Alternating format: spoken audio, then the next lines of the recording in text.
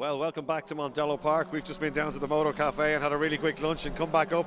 And as you can see behind me and probably here, the Finstown House and Gaswise Formula Boss Ireland cars are out on track getting warmed up because they're doing their first race of the weekend. Very loud and very fast machines. They've already broken the outright lap record at Mondello Park here this year. They may do it again today. Conditions are pretty good. We were saying earlier if it got too hot they mightn't be able to get near it. There's a cool breeze now. It's still a little bit warm, but let's watch the lap times in this next race very carefully. We've got plenty more entertainment in the Digital Motorsports ICCR today at Mondello. Irish Legends are back out, Zetec Safety Fiesta Zetec are back out, Coffee to Go Fiesta STs, and Boss will be back out again, and then more action from the Legends Championship. So stay tuned all afternoon and we'll bring you some top class motorsport action here at Mondello Park.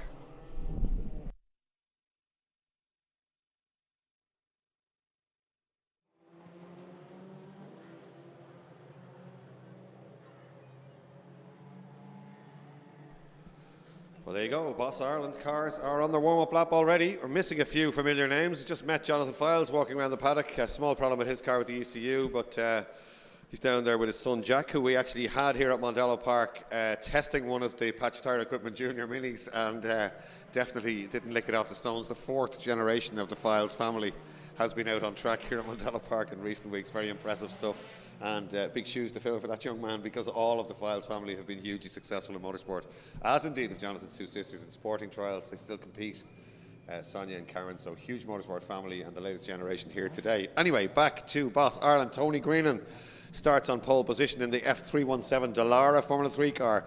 51.285 this morning. Alongside him is Aaron Cochran in the beautiful Vodafone McLaren livery on that F307 Dallara. Then it's Michael Roach in his F306, number 46. Noel Robinson, Northern Ireland visitor, on the outside of row 2.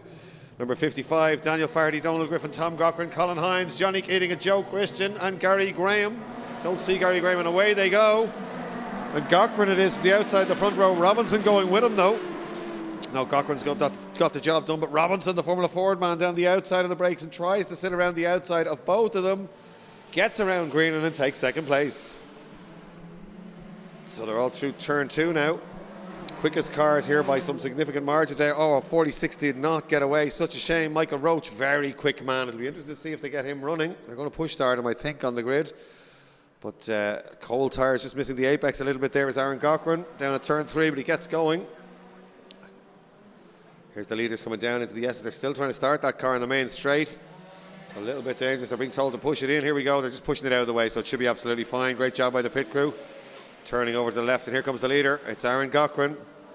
Flame from the car as he backs off and comes down through the gears. Then it's Noel Robinson right with him.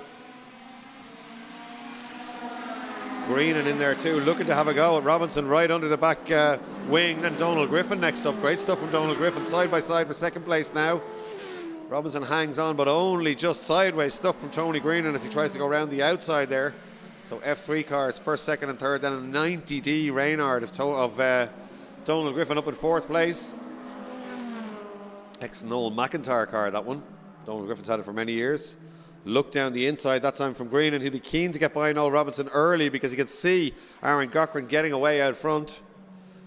So the two F3 cars absolutely together down into the S's now for second place. They've left everybody behind already inside a lap and a half.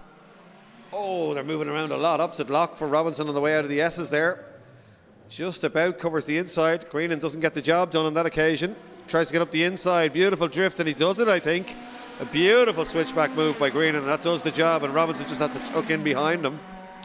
So great stuff. He has to be a little bit defensive, but he should be able to shake off Robinson now, I feel, and perhaps will begin to get away, but the gap is already out to 2.1 seconds, and Aaron Cochran has fastest lap. So yeah, beginning to ease away now in second place.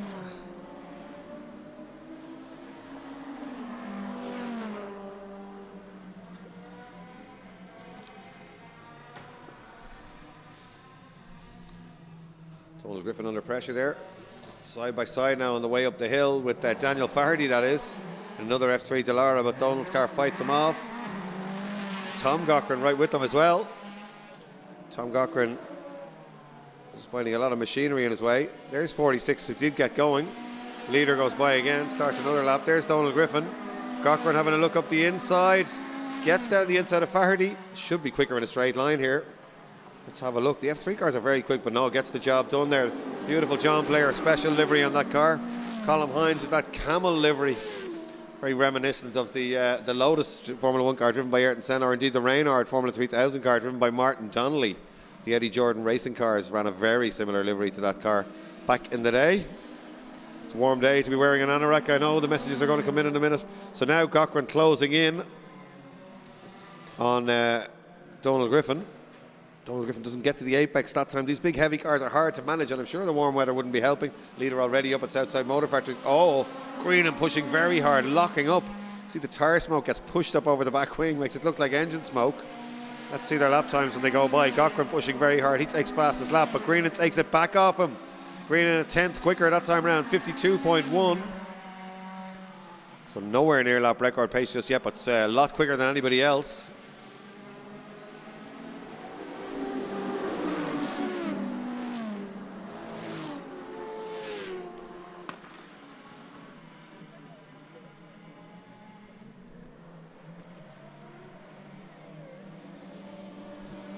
Leaders coming down into the S's as this battle going through turn 3. That's a battle for 4th place with Donald Griffin leading it. He's doing well to hold back Tom Cochran in a far more modern car. Donald Griffin will be delighted with this one. He's usually involved in helping with the running of the class and doing the live streaming, sometimes in the pit lane. Very experienced driver, rally, hill climb and race driver, Donald Griffin.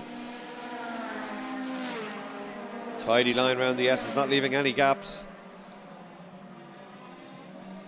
V8, I think, I'm not sure if it's a Holden engine, I'm not sure what engine's in the back of that car, but there's certainly a big V8, so he's got plenty of poke in a straight line. But aero does come into it a little bit with some of these cars, but they're beginning to queue up behind him just a little bit. There's our leader, and he's taken fastest lap back with a 52 dead last time round, opening the gap up to 2.1 seconds from Tony Greenan. Noel Robinson all on his own in 3rd place, and then a gap back to Donald Griffin, who's under attack from pretty much everybody out there.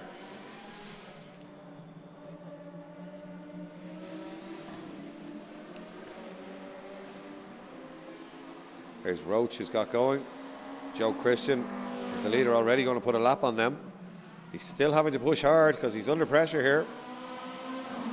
That gap's stayed pretty static. It was 2.185 seconds. It's not a whole lot bigger now. It's 1.7. It's 1.7. It's coming down. 52 dead. That time half a second quicker than the race leader was Tony Greenan. And he's slicing by the back markers there. Joe Christian was the last one to get out of the way. Might have cost him a little bit of time there. I think it has, in fact. So Aaron Cochran's still out in front. Greenan very quick down into turn 3. Doesn't get it stopped. Goes very wide. He's out on the marbles. He's sideways. He looked so quick coming through the first bit. It looked like he just overcommitted and didn't get to the second apex at all and went very, very wide. And that will have cost him a lot of time. That gap is at 1.7. I suggest it will probably be out over 2 seconds. A lot over 2 seconds, in fact, by the time they get to the start-finish line this time round. Let's have a look. Here comes our leader. At Southside Motor Factory's corner, hard on the power and up through the gears. Here's a 2nd place man. So Aaron Cochran goes through.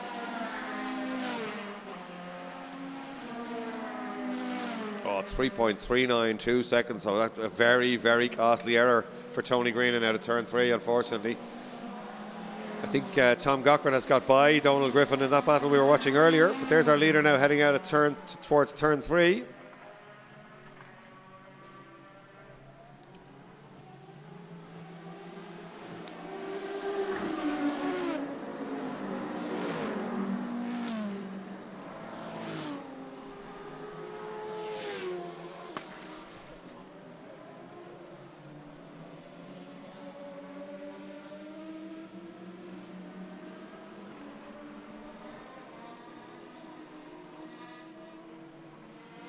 Leader puts one over on Michael Roach, who's obviously not running at full racing speed.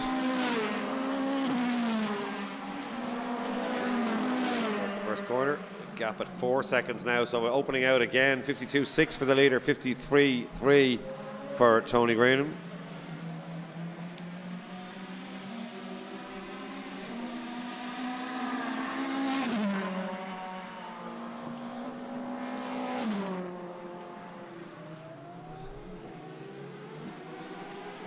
There's that battle we were watching earlier. That's Colin Hines in that beautifully liveried car, the camel liveried machine. An 88 Reynard.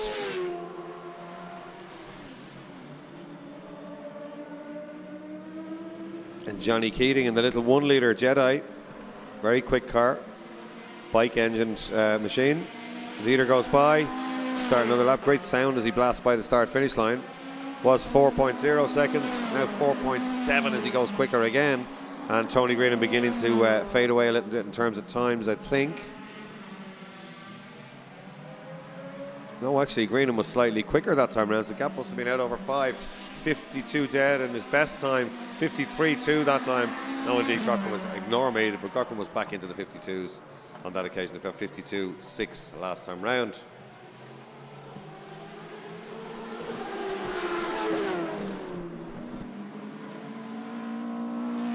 Oh, Donald Griffin slowing on the main straight. Unfortunately, a problem for him. Great performance until that, but going very slowly.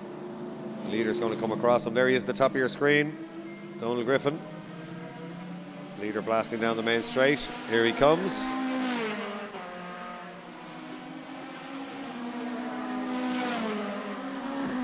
Continuing on, maybe hoping to get in the back gate of the paddock. Donald Griffin. No, he's continuing round the track. Donald Griffin now just going to be lapped, but I wonder, is he trying to get to the end?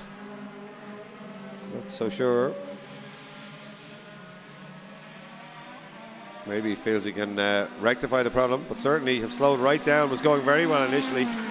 Donald Griffin back down now to 8th place when he went across the line. Leader already down into the S's.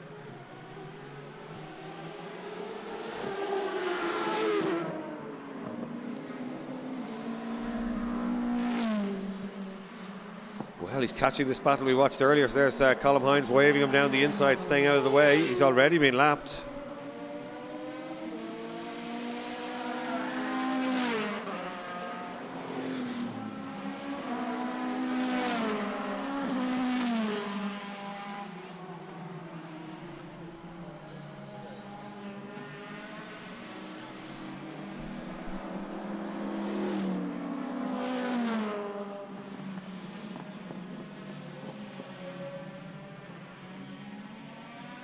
Blue flag's being waved there for Joe Christian. He moves offline. Good driving, allows the leader to go through. All a little bit spaced out, this one, isn't it? Usually our battles in Formula Boss Ireland, not so much today. We are missing a few main players. We're missing Jonathan Files. As we said, he's in the paddock there. Problem with his ECU in the car. It's a shame. He always adds entertainment value. And Paul O'Connell not here either. Aaron Cochran on top form, but certainly nobody touching him here today. Consistently banging in the times. 53 dead that time round. Gap at 4.4 seconds. Slightly quicker that time was Tony Greenham with a 52.9, but it's just a tenth, and the gap is there. The times in the top left.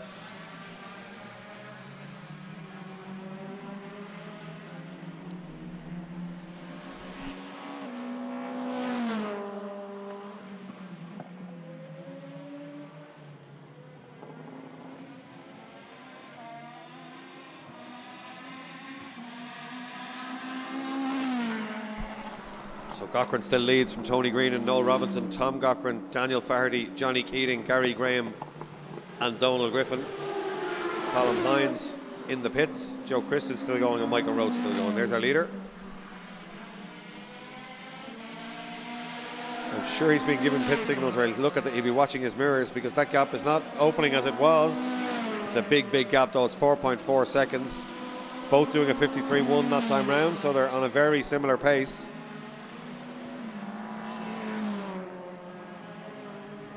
Somebody else retiring, I think, are coming into the pits in the background from 6th place, Johnny Keating. So warm weather, very hard on the cars. It has been all weekend here at Mondello. Green and right into the inside of the curb there, kicking up a little bit of dust, trying to get the optimum line. And that's Roach, who's running but last. Of course, it took him a long time to get going. There's Tom Cochran. There's Faherty in the F3 car. And the leader's going in. So it looks like third. He's going to lap everybody up as far as 4th place by the look of this one. Massive speed difference in this class now.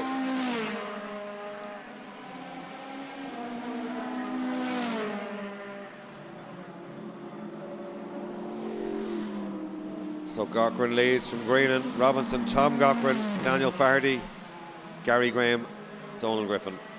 Johnny Keating in the pits, as in is Colm Hines. Joe Christian still running. There's the little Jedi we spoke about. It looks like that's him out of the race.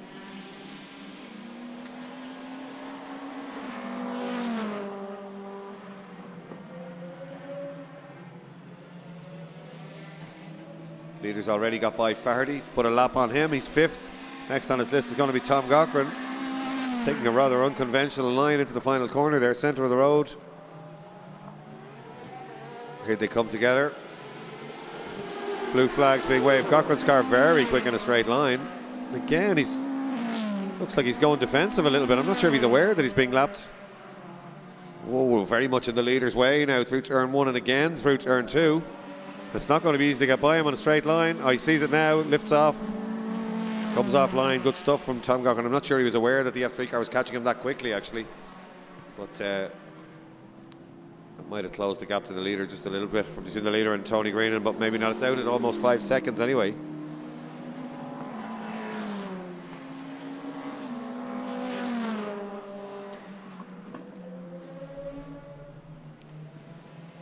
Cochran now on the way up towards the final corner. Aaron Cochran.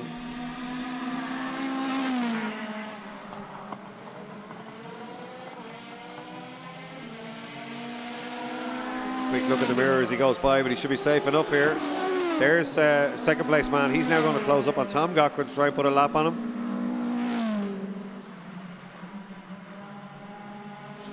As they go out towards turn 3 again. The starter is climbing the rostrum, getting his checkered flag ready.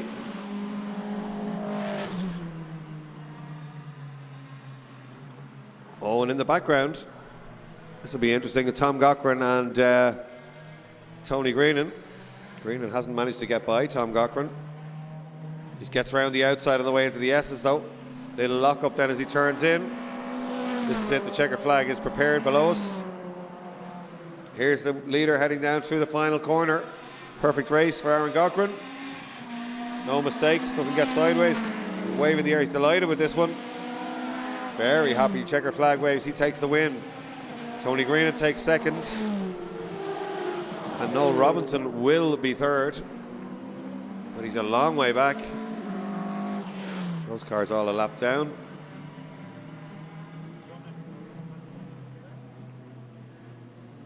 I'm not sure Noel Robinson is still running, in fact. This is going to be Michael Roach, who we saw stalled on the line. Robinson is still running, he's still out on track. Michael Roach just struggling to the flag, but he does get a finish.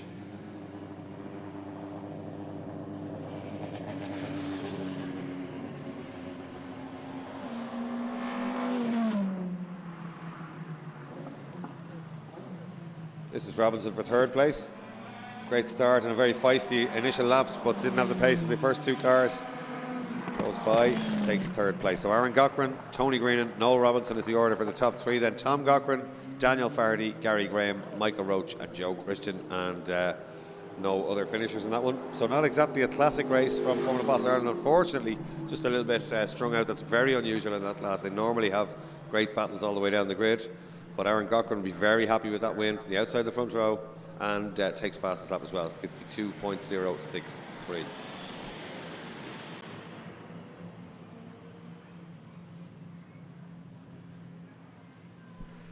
Next race up should be Irish Legends, but I don't see them in assembly just yet. I think they are starting to head down that way, so they should be out on track in a few minutes' time.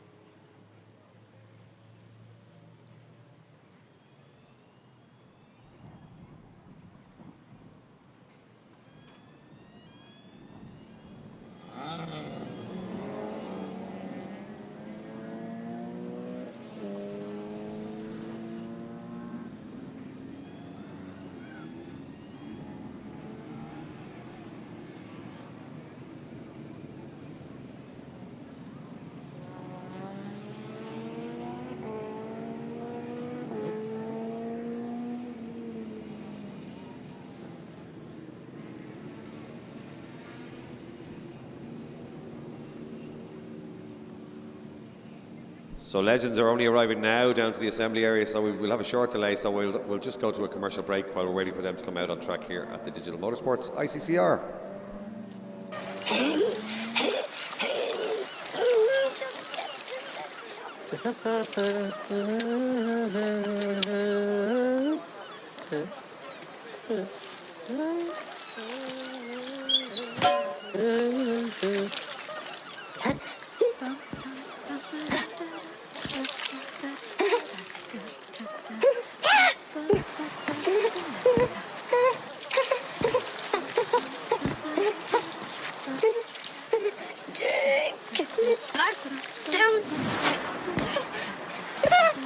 Every day is a chance to make this world your own. Just watch out for those you share it with.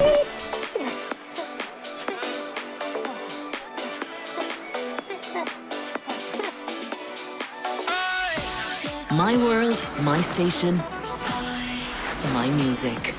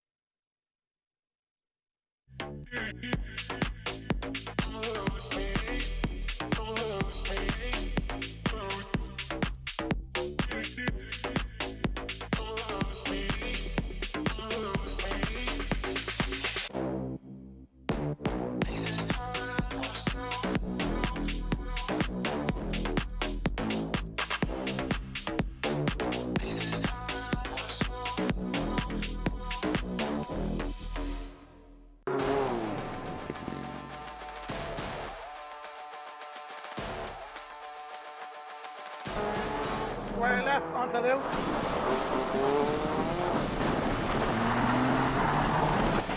Yeah, that's good. Good drive. Keep going. Keep going, keep going, keep going. Rev it up, rev it up. George, go, go, go. One right, immediately followed by a 5 right. Keep it in, keep it in, keep it in. Come on, keep on, keep on, keep on.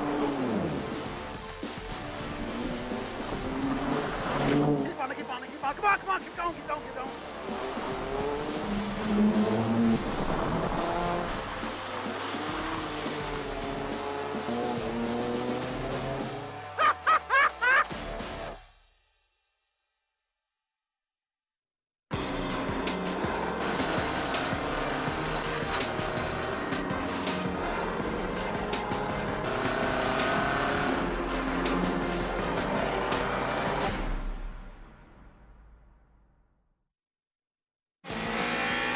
Well, we've only just announced it, but everybody is talking about this car behind me. It's the Junior Mini Challenge for the ICCR here at Mondello Park. An exciting new saloon car series from 14 to 17-year-old drivers. Lift off, oversteer, bumper to bumper racing. We're going to have it all this year at Mondello Park. It's the new Junior Mini Challenge.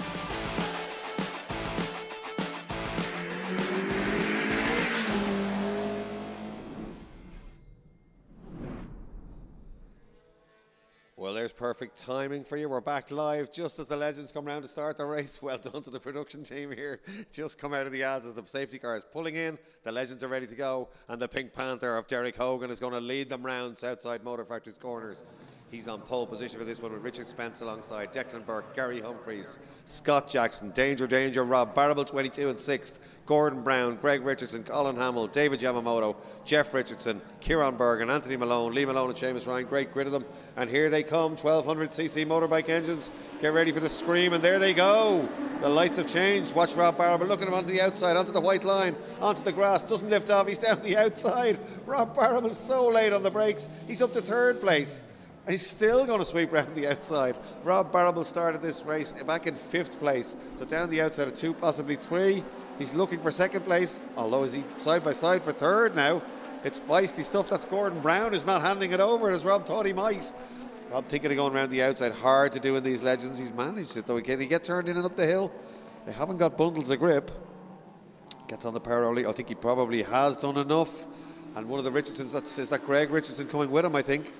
But someone else gets across in front of him. I think that's Spence. So Hogan leads this one. Let's not forget Derek Hogan up front going beautifully. So Derek Hogan out in front. Rob Barrable trying everything around the outside of the S's now. Again, not a comfortable place to be. And these cars moving around, as you can see. Gordon Brown fires it up the inside. Who's the last of the late breakers? It's Gordon Brown down the inside, and he's still ahead of Barrable. Barrable wondering what happened there. He thought he had outbraked everybody until he went to turn in. But they're side by side on the straight. Barrable with a great run off the final corner is on the outside. Gordon Brown on the inside again. It's going to be last of the late breakers. Here comes Gordon Brown, but Barrable just manages to squeeze the door closed. Great stuff. They really have entertained us all weekend, these Irish legends. Great to see as they go through turn 2 and right out to the outside. So Hogan now will see Barrable coming in his mirrors. Derek Hogan, we did say earlier, Derek Hogan has improved vastly in these. He struggled initially a little bit, as everyone does in these legends, but he's got closer and closer to the pace, and he looks quite comfortable here, doesn't he? Although Barrable will be all over him like a rash. Gets a run on the way up and looks down the outside into the S's. Derek Hogan probably won't be too worried if Barrable gets by him to try and hang on to his bumper. That's exactly what happens. He makes him go around the outside, but doesn't really battle him. And Derek Hogan now try and track Robert Barrable. But Barrable's so fast this weekend. Look at the drift as he moves right out to the outside of the track. And Barrable now leads this one. And somebody else is Gordon Brown with a big lunge down the inside of Derek Hogan. Southside Motor Factory's corner is giving us all the action this weekend. It's like classic Mondello. That used to be a great overtaking manoeuvre by place at Mondello Park and production saloons and Formula Ford 1600s. You'd wait for the last minute and there'd be a bomb burst when the pack of cars arrived up there. It's like that this weekend. Gordon Brown earning himself a great name for late braking here this weekend now, and he's up to second place. So Rob Barrable leads, Gordon Brown second. Is Derek Hogan still third? Oh, he's back a little bit there. I think he got bundled out. It looks like Greg Richardson is up in that group now. That's Jeff Richardson trying to go around the outside of Gordon Brown and bringing brother Greg with him. Gordon Brown putting up a staunch defence. He's not handing a place away to anybody, is he? And neither of the Richardsons have got by him on that occasion. In fact, that leaves them side by side as they come down towards Bridgestone Corner. Barrable, meanwhile, cruising away out front. Be very happy with this one. Gordon Brown not looking like he's under too much pressure. He's got plenty of pace. Beautifully controlled drift there, a touch of opposite lock, but I think that may have cost him a fraction of time. It has, and it's allowed Greg Richardson down the inside. And that allows Jeff up the inside on the way out, so he's been mugged by the two Richardsons to a certain extent, but he won't give it up yet. He's on the outside. I'm sure he'll be late in the brakes. No, he hasn't been able to do anything about that, so he's got to tuck in behind them.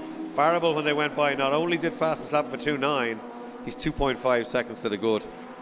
The Richardsons know that. Look at them drifting through turn 2, both of them kicking up dust on the inside there, pushing as hard as they can to try and stop Robert Barrable getting away. But Barrable very much the danger man this weekend. He really is in the groove. He's just jumping into his brother's car. Peter Barrable, who's usually very, very quick and has had loads of wins in these cars, has got terrible back trouble. I was chatting to him this morning, and he's in trouble with a couple of discs in his back, and I don't think driving a racing car would be a smart thing to do at the moment, unfortunately. Also due his first child next week, so best of luck to them with that. He's the MB Motors cars of Rob Barrable. Again, he loves that. We were saying that car moving around, dancing around under him as he's hard on the brakes. Number 1 is the reigning champion, Jeff Richardson. He's second, Greg in third, Gordon Brown in fourth. A little bit of a gap back to Derek Hogan, who's still going nicely in fifth, not dropping back any further. And Scott Jackson, Seamus Ryan, Lee Malone, Gary Humphreys, Declan Burke, Anthony Malone, David Yamamoto, Colin Hamill and Kieran Bergen. We are missing Richard Spence, I think, or are we? No, he's gone by. He obviously had a moment out there and just dropped back. Had been well up there.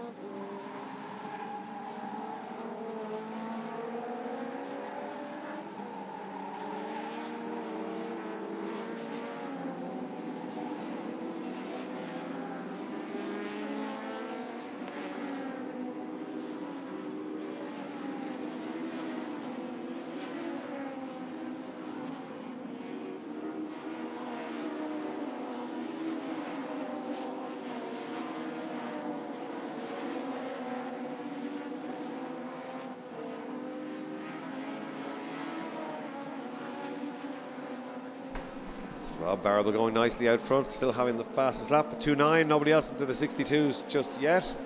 Lap time's not as quick today as we suspected they might be. I think the heat is just affecting the cars a little bit. The engines don't breathe quite as well when you get that warm air. And it is very, very warm today at Mondello Park. Here's Derek Hogan, we spoke about earlier, former saloon car racer, raced in Fiat. Started off racing in Fiat, Unos, then went into Puntos. Absolutely loves these legends. 16, Gordon Brown going very well today as well.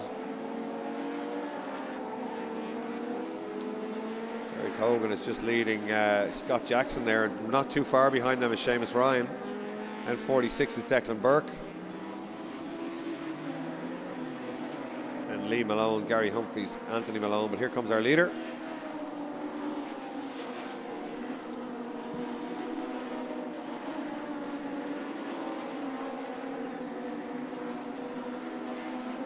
So we do hear there may have been some penalties issued after the first Zetec safety Fiesta race. Don't have details of them just yet. I understand there are appeals going on, so as soon as we get the definitive information on that, we'll let you know. But they will be back out on track later on this afternoon. The order after this one, we've got the legends, obviously. We've got the Zetec safety out. Then we've Zetec safety Fiesta Zetec. Then we've got Selco.ie Formula V Championship. Then we have got Coffee to Go Fiesta ST, so their second race.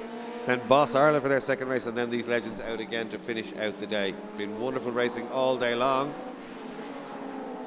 That battle is hotting up. Watch the top of your screen here. Battle definitely hotting up with Derek Hogan leading it, but he's under pressure. Look at these three cars coming out onto the main straight. Derek Hogan now fighting back. A big charge from Scott Jackson, and Seamus Ryan having a go at Scott Jackson as well. Three abreast almost on the main straight, but Hogan hangs on. He doesn't defend. Hard on the brakes down the outside. Turns in a little bit early though to cover that inside line at the last minute. Oh, they're really holding each other up just a little bit. Derek Hogan will be loving this and allow him to get away. The Pink Panther can escape. Hogan getting away from Seamus Ryan and Scott Jackson. That's a battle for 5th, 6th and 7th place.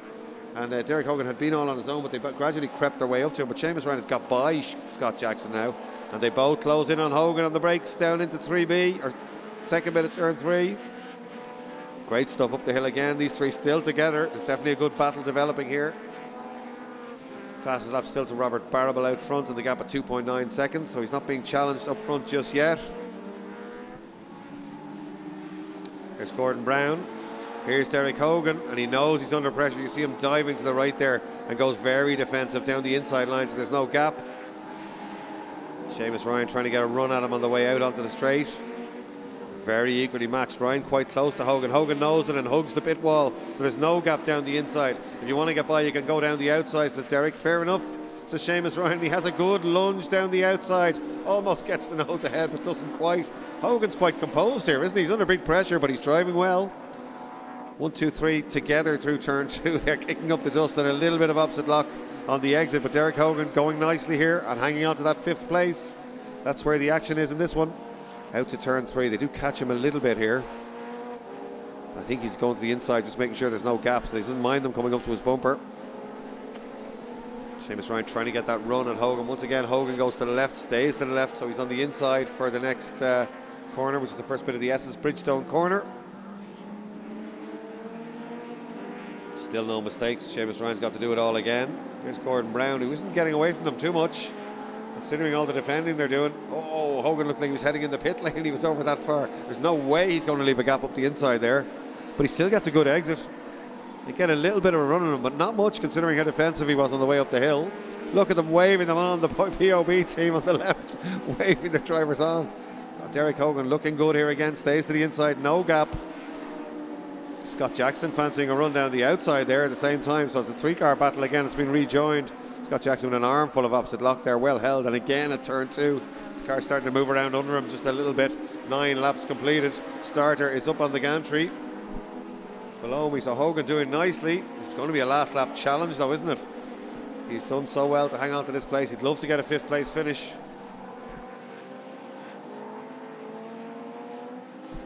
So meanwhile, Robert Barrable on his final lap. Checkered flag is being prepared. Here he comes, the number 22, Peter Barrable's car. Rob Barrable driving it. Thumbs up to the team. How are you, lads? Big wave to the camera. Rob Barrable takes yet another win this weekend at Mondello Park. Jeff Richardson with a late race charge, very quick, and closed that gap to 2.3 seconds. Going to see a battle between the two of them surely in the last race of the weekend when the legends go head to head again. So that one is Robert Barrable, Jeff Richardson, Greg Richardson, Gordon Brown, a great race to 4th place. Let's see if Derek Hogan can hang on. Somebody's gone off up at the final corner. Well, something's happened on the final lap. Seamus Ryan didn't come through. There he is. Derek Hogan came through, but way down. They must have come together. While we were watching the winners, the leaders going across the line, something has happened out there. Derek Hogan, after all that hard work, dropped all the way back to 9th place, and Seamus Ryan just now to 14th. 15th place, actually. Did Seamus Ryan come around? Not so sure, but Robert Barrable takes the win. Jeff Richardson 2nd, and Greg Richardson in 3rd place. Great action from the legends. And next up, it's the Budget Tin Tops for their 2nd race of the weekend. There's your result on screen. Robert Barrable takes it on a fastest lap of 102.945, the only car to dip into the 62-second bracket in that race. And Jeff Richardson and Greg Richardson competing the podium. So great stuff. Shame for Derek Hogan. He'd done so well to hang on to that 5th place, but obviously some sort of a shamazzle out there on the final lap out of our view, and that knocked him back down to 9th place. In fact, there is where it happened, because there's Seamus Ryan parked in the kitty litter at the S's, so they must have come together in a last lap tumble there, or a spin. So one parked at the gravel and the other one lost a lot of places. That's a shame. There's the POB racing setup we were talking about. That's it. We're just panning across there now. See the drivers' names and all the colour-coded tents. A little bit of hospitality at the end. Paul O'Brien and his team doing a great job as ever here at Mondello Park. Great to have them as part of the ICCR, and the legends always give us great entertainment.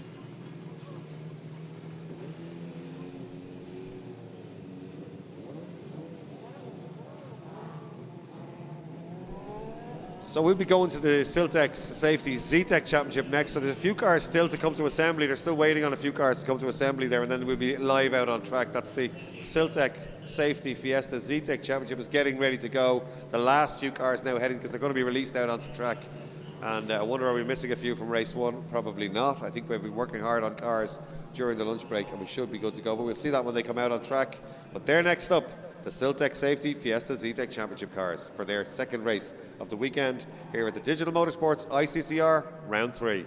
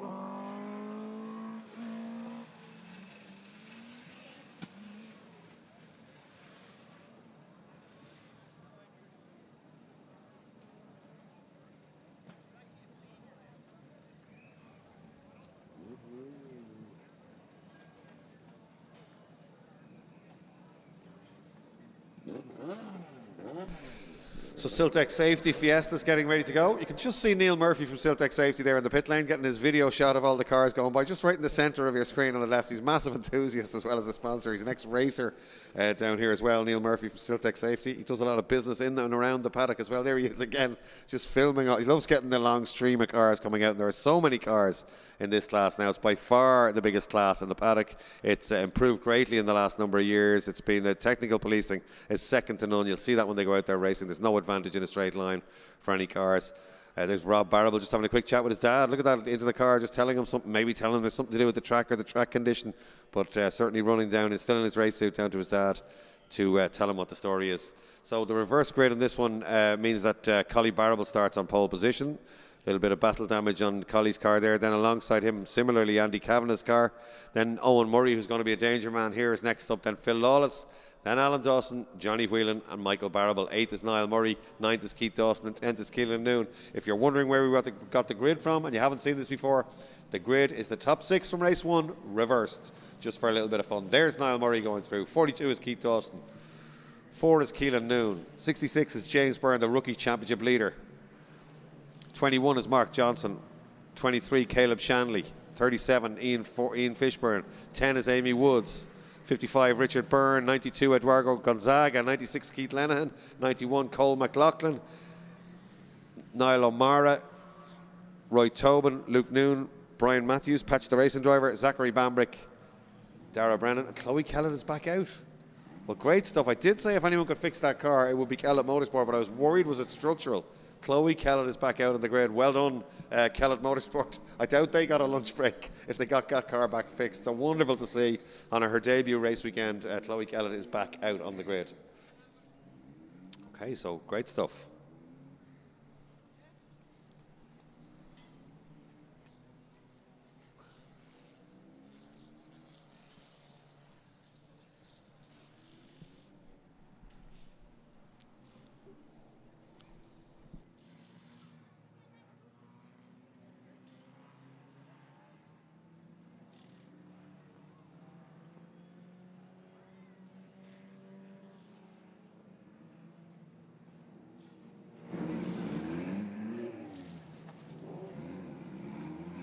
So here they come up the south side Motor Factors corner. Owen Murray, it looks like he's missing a headlight, or maybe he lost one in the first battle there. Then Phil Lawless. And Alan Dawson, who almost won the first race, but just was out-dragged by Johnny Whelan on the run to the flag. Come down towards us now. We've got a car stopped. It looks like Keith Rabbit. I think he changed the gearbox earlier on this morning, but that car is stopped out on track. That's going to be an issue. It's actually on the track, and I'm assuming it's a drive issue. We should probably going to have a delayed start here, I'd imagine. Or maybe I'm preempting that, but they're still gridding up here. Actually, the snatch unit's already on the way out. I wonder if there's a chance they could pull it out of the way. The starter is in communication with the officials. We can see it there. There they are. The snatch unit's already there. So great stuff by the officials to try and get it out there. The starter has his hand up on his earphone, so he's obviously getting communication. They're discussing a delayed start, but actually they're still gridding them up, so they've got plenty of time here because the grid is so big. Keith Rabbit's out of the car. That's a shame. Great little racer, Keith Rabbit. Won a race on his debut in this series. That car had been lying up for years. Bought it and wrapped it. There's Barry Swan flat out hitching the car up. That's why it's so important that you have a towing eye on a saloon car. People always think it's an inconvenience, but actually it's really handy to get these cars out of the way quickly. They're still only gridding up, so we might be okay here because there are so many cars in the class. It takes them a long time to get gridded up. It's obviously a problem there getting that hitched up. Usually they're really, really quick. It's happy enough with that. They're good to go. Let's see if we can get started.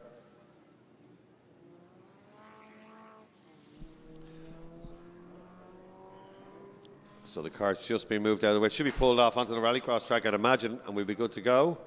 They're just in their grid spots now. Good job by the officials. They didn't throw a red flag. They didn't hesitate. The starter's been told, I think the 5-second board's going to go up and we can go racing. Well done to everybody involved in that operation. There's Mick Keogh's car, the Dunnigan Motor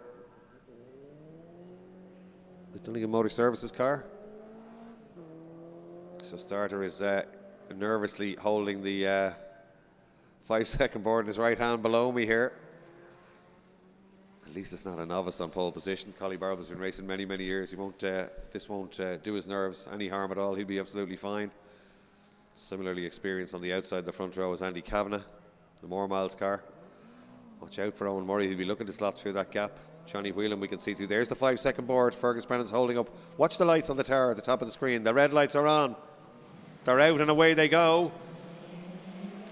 Nobody getting a cracker there. In fact, Collie Barrable probably getting the best start as he leads down into turn 1. They're all very much together under the bridge, and it is Collie Barrable. Andy Kavanagh squeezes in behind him. Oh, Lawless gets hit from behind by Owen Murray. Turned around 360. Oh, good stuff from Phil Lawless. He did well to hold that. It just threw the nose of the car around and backwards, but that was a heavy hit from behind by Owen Murray into the back of Phil Lawless down into turn 1. Lawless did well. He stayed off the brakes, put the lock on. Auto test nose throw there. And while that was going on, Andy Kavanagh seems to have taken the lead from Collie Barrable. Andy Kavanagh leads out front. Then it's Barrable. Then it's Murray. It's the two Murrays, isn't it? No, it's Alan Dawson up to 4th place. Johnny Whelan 5th. Niall Murray 6th. And Barrable 7th. So great stuff. The front runners making themselves known. But Phil Lawless is still going, we think. This is great stuff as they come down into the S's, and down the inside goes Niall Murray. Thanks very much, Collie, or Owen Murray, I should say. Thanks very much, Collie, and he's up to 2nd place. Michael Barrable and Niall Murray side by side further back. So Poleman already back to 3rd place, and is it going to be 4th because Alan Dawson is trying to have a go, but Barrable goes to the inside to cover it. Locks a wheel. He's a little bit wide. Whelan is on the outside of these two as well. Look at Johnny Whelan trying to go around the outside. Collie Barrable is still in 3rd place though. Then it is Alan Dawson, Johnny Whelan, Niall Murray. What about these names? Michael Barrable. Then it's Keelan Noon. What a race. He's doing superbly. Number 4 up there. Great stuff from him. There's Niall Murray having a look down Owen Murray having a look down the inside for the lead. He's very late on the brakes. It's Andy Kavanagh and Owen Murray now at turn 2. There's going to be a challenge for the lead inside this lap. He's looking very, very racy. Owen Murray now as they head down towards turn 3. Andy Kavanagh's going to have to be defensive, and that should allow the rest to catch up here. If he leaves a gap there, we know Owen Murray's going to be in it in the Murray Motorsport car. He has left a gap. He doesn't get to the apex, probably looking in his mirror, and that allows Murray alongside now into 3rd gear and heading back down towards the main arena, side by side.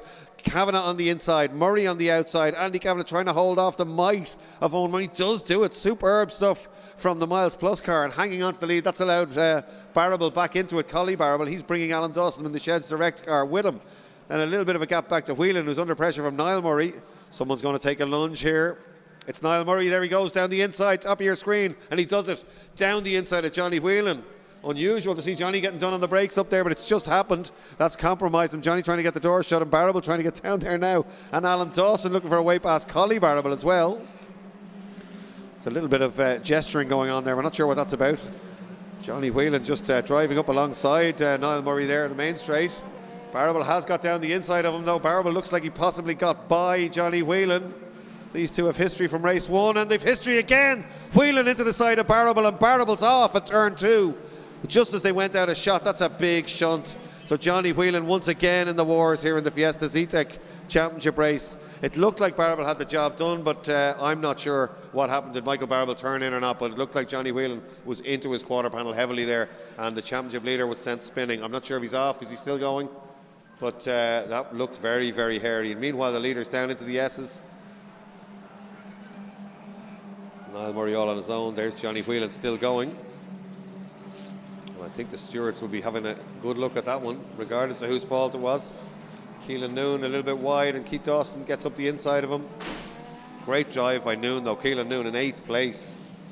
Andy Kavanagh in front still. Down the main straight, comes to the inside. Owen Murray right with him. What a class. Look at the racing in this class, how equal they are as they come down the main straight. Great to see. Andy Kavanagh stays to the inside. Murray goes to the outside. He's late on the brakes. Can't go around the outside though, can he? He's going to have a go. No, he doesn't make it on that occasion. Has to slot in behind Andy Kavanagh. Keelan Noon being wrong stepped, and now Mark Johnson gets alongside him.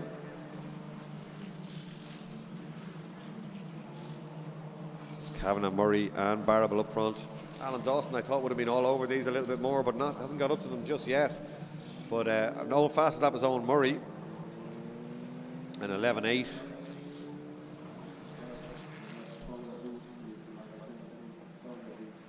Murray trying to get down the inside. Kavanagh just easing back across towards the inside line, not leaving any gap at all. Andy Kavanagh driving superbly here. Murray gets on the power early, grabs 3rd, goes very wide. A lot of the Fiesta drivers favour that line. Don't scrub off any speed in these cars going through the S's. Oh, and here's the lunge from Murray down the inside. Kavanagh sees it coming and closes the door at the last minute. That will unsettle him a bit. Murray will try and get up the inside, but no, Kavanagh just manages to hold the speed and carry the speed through the corner and onto the exit. He's looking very good here, Andy Kavanagh, isn't he? He's not getting rattled. Oh, look at him, he's glued to the mirror, and why wouldn't you be, as Collie Barrable joins the party, and Alan Dawson as well. So Murray goes to the outside again, very late in the brakes, upsetting the back of the car there, trying to get it loose at the rear end, looking to go all the way around the outside. It doesn't happen. He sends himself wide, and Collie Barrable comes up alongside him to say hello and tries to sit around the outside at turn 2. Has he done it? He hasn't. Murray's managed to hang on to it there. Owen Murray is trying every trick in the book to get to the front here, but Andy Kavanagh is not going to let this one up without a fight. Down to turn 3 again now, and all of a sudden Dawson is latching onto the tail of the leaders. This gives Andy Kavanagh a little bit of a breather. Just checking the lap charts. Michael Barrable is not only still running, he's coming back up through them. He's back up to 18th. There's 27 cars still running. They go back towards us. Andy Kavanagh leads. He's had one win in this class. He would absolutely love another one, Andy Kavanagh. Here he comes. Doesn't defend. He looks very composed. There is a gap there, but still, you'd wonder would he cover half the inside just in case, but I think Owen Murray is far more concerned with holding back the cars behind than he is attacking them. And look at all these battles all the way down the grid. If I get 2 seconds, I'll name check them for you. Here we go as they go by the start-finish line. Murray again very late in the brakes and is closing up slightly. It's Andy Kavanagh leading, Owen Murray in second, Collie Barrable in third place, then Alan Dawson, Niall Murray, Johnny Whelan, Keith Dawson, Mark Johnson, Keelan Noon, Richard Byrne. Amy Woods is up a couple of places. She's up 2 places ahead of Ian Fishburne and Caleb Shanley. Then James Byrne, Niall O'Mara, Keith Lenihan, Eduardo Gonzaga, Michael Barrable, Cole McLaughlin, Phil Lawless, Michael Keogh, Luke Noon, Lorcan McGivney, Brian Matthews, Chloe Kellett, Zachary Bambrick, and that is your order. 26 or 27 cars still going. But Andy Kavanagh looking good out front. 0.5 the gap as they went by. 8 minutes still to go in this one though. First 4 still easing away. Nothing Niall Murray can do, or Johnny Whelan. Oh, Johnny Whelan would have shown a bit more pace here. Might have damaged from that contact with Barrable. It did look quite heavy at turn 2. There he goes down the inside though, Johnny Whelan, with a last minute lunge. Murray tries to get back up the inside and does get alongside him. Nothing Whelan can do there. If Murray is quick enough in a straight line, he'd be able to hold off Whelan, I'd imagine. Oh, Johnny starts leaning again. No, not again, Johnny. But backs out of it. He looked like he was thinking about it there as they go by the grandstand and on the brakes down into turn 1. But Niall Murray's seen it all before and he takes that place back down into turn 1. Johnny tries to go back at him again. Niall Murray would doubtless far rather be trying to get up to that group in front to join his brother. But he's got a big battle on his hands there with Johnny Whelan.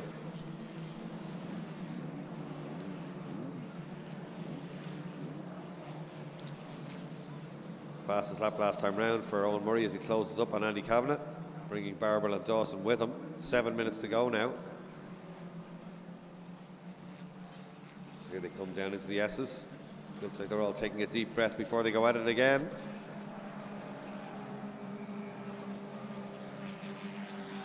Great stuff from the Zetec safety. Fiesta Zetec, they've given us entertainment all year long. It's not changing today. I still don't think this is over. Wonder is Owen Murray resting his tyres? Is he going to give it a few laps to try and cool them down before he has another go? Or are they all just on the limit?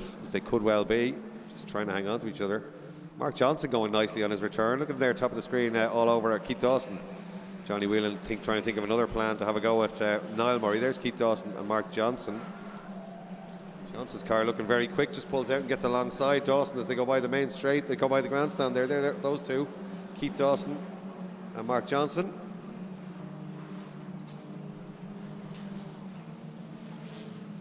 Johnny Whelan still trying to have a go at Niall Murray. Then this battle with Keith Dawson. Mark Johnson having a real go, stuck to Dawson's bumper as they go down to turn 3. Not too far back from the leaders actually. Dawson a little bit wide. Johnson gets a better run up the hill. Looks to the left, then goes back to the right. Dawson does the same to keep him covered. Down into the S's now. Owen Murray's close enough to have a go for the first time in a few laps, and he's going to have a go. A big lunge down the inside. Andy Kavanagh sees it coming and covers it beautifully. Collie Barrable might get a run at both of them. But Murray gets up the inside. Murray gets up the inside. It's side by side for the lead. Owen Murray's on the inside. And I think he has the lead as they go by us. He does have the lead when they go by us. The Fish Graphics and Murray Motorsport car takes the lead. Andy Kavanagh's boxed out now, and Collie Barable almost pushing. He is pushing Owen Murray as they get down on the brakes. Oh, Barable, a little bit of contact into the side of Andy Kavanagh. Oh, Barable just drives Kavanagh outright. Doesn't give him any room at all on the exit of turn 1. Up over the inside curb now. So that puts Murray up to the lead. Barable up to second place. Andy Kavanagh back to third place. And in fact, Alan Dawson looking to have a go at him now. So all change. I did suggest that Murray was just taking a breath for a couple of laps, cooling his tires, then it was going to have another go. It's exactly what happened. Just under 5 minutes to run this one. Been a lot of lunges up into the final corner today. Absolutely great to watch. But Owen Murray now leads this one from from Collie Barable, Andy Kavanagh and Alan Dawson.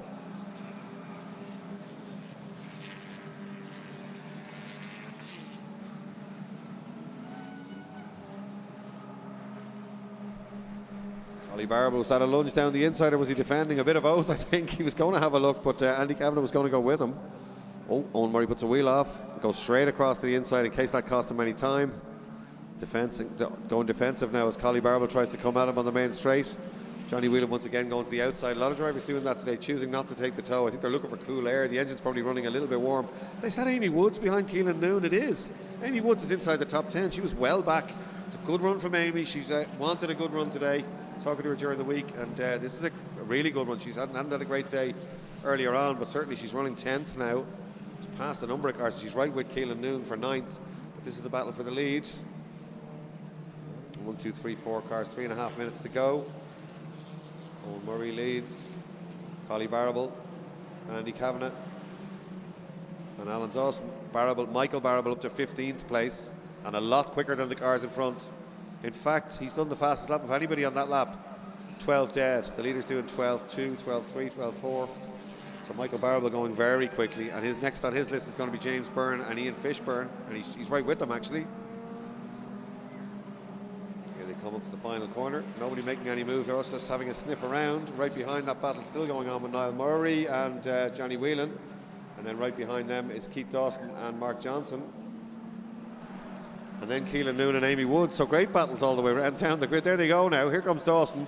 And right with him is Mark Johnson, who gets that run again and pulls out and up alongside him. Then Keelan Noon. There's Amy Woods. Great stuff. And behind Amy Woods is Richie Byrne, then Caleb Shanley, Ian Fishburne and Michael Barable, who's just got by James Byrne. Michael Barable up to 14th now. He's trying to have a go. There he is in the middle of that one, trying to have a go at Ian Fishburne. So Barable desperately trying to get back into the points. Remember, he was leading the championship here. He has been leading it, I think, since the first weekend. But this is going to hurt his championship tally. Here they come down into the S's. 2 minutes 11 to go.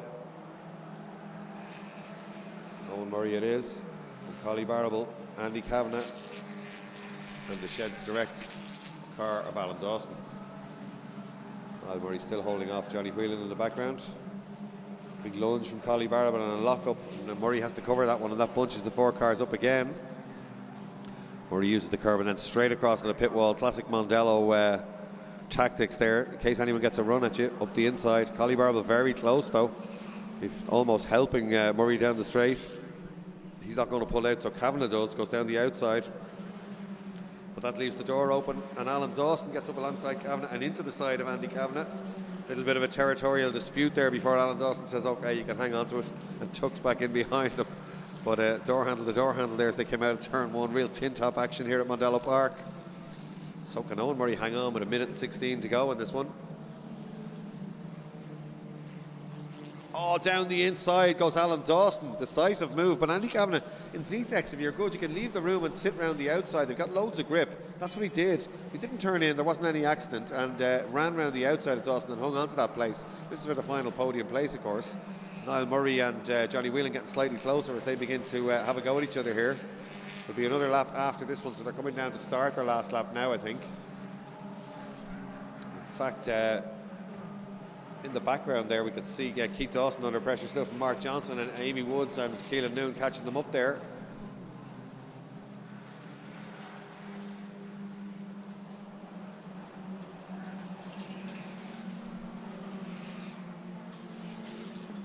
So there they go. Amy Woods a little bit slower through the S's, and that's dropped her back a little bit there. In fact, almost getting by her was Richie Byrne there, but she was very late in the brakes and got round the outside of him into the outside corner. So there are great battles all the way down the grid, and that's Michael Barrel, we can see peeking his nose into view. He's up to 13th place. He's got by Gonzaga, Fishburne, Lenihan, James Byrne. He's now up to 13th place on this, the final lap. So it's looking good now for Owen Murray here. Clips the inside curve, kicks up a bit. Owen Murray knows he's got a chance here. He doesn't have to defend, beginning to really push. He's got plenty of racecraft. He knows that he doesn't have to block or defend, so it starts to push on and use the curb, turn in full racing lines. That's it, exactly. Stuff right up on the inside curve, cocking an inside wheel, really having a go to try and make a break on the last lap, so he doesn't have to defend up here, because this is where it all happens, this final corner. Southside Motor Factories, everybody has been out braking everybody here all day, and Andy Kavanagh reminds Collie Barrable, but no problem for Owen Murray now. They're the tyre supplier for this championship. He's come out for one round and grabs third gear. He'd be delighted with this one if he can take the win. It looks like he can. Owen Murray takes the win in the Siltec Safety Fiesta Zetec Championship. Great stuff. And Colin Barrable next up, then Andy Kavanagh. And again, Mark Johnson having a go at Keith Dawson on the run to the flag. Then Keelan Noon, a great run to 9th. Amy Woods does hang on to her 10th place. Richie Byrne 11th. Caleb Shanley just holding off Michael Barrable. Then James Byrne, Ian Fishburne, Eduardo Gonzaga, Keith Lenihan, Cole McLaughlin, Mick Keogh. A few more still to come.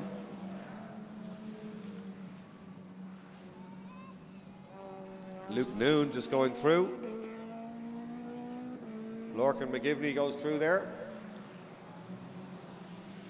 And Chloe Kellett up to 22nd. She'll be happy with that. Did well to get out onto the grid at all, but she was closing him down there in the closing stage of that one. She had got by Brian Matthews, and he's next up. Brian Matthews, Patch the racing driver. Then it's Zachary Bambrick going through, and that completes the order. Well, great racing, it's got to be said, from the Digital Motorsports ICCR, and that the Siltec Safety Fiesta Zetec Championship, second of 2 races, and Owen Murray takes the win. A lot of speculation, would he be able to win?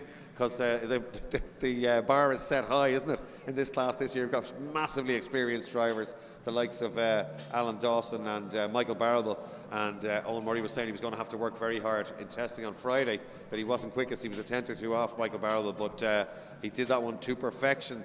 He rested the tyres, I think, a little bit mid-race, and then came back at them and took the win when he needed to. Great driving from everybody there. I think possibly 1 or 2 of them will probably be called for what Robin Rhodes used to call tea and cucumber sandwiches with the clerk of the course or the stewards, because there was a little bit of contact involved in that one again, and certainly some drivers are not happy at all down in Park Ferme there.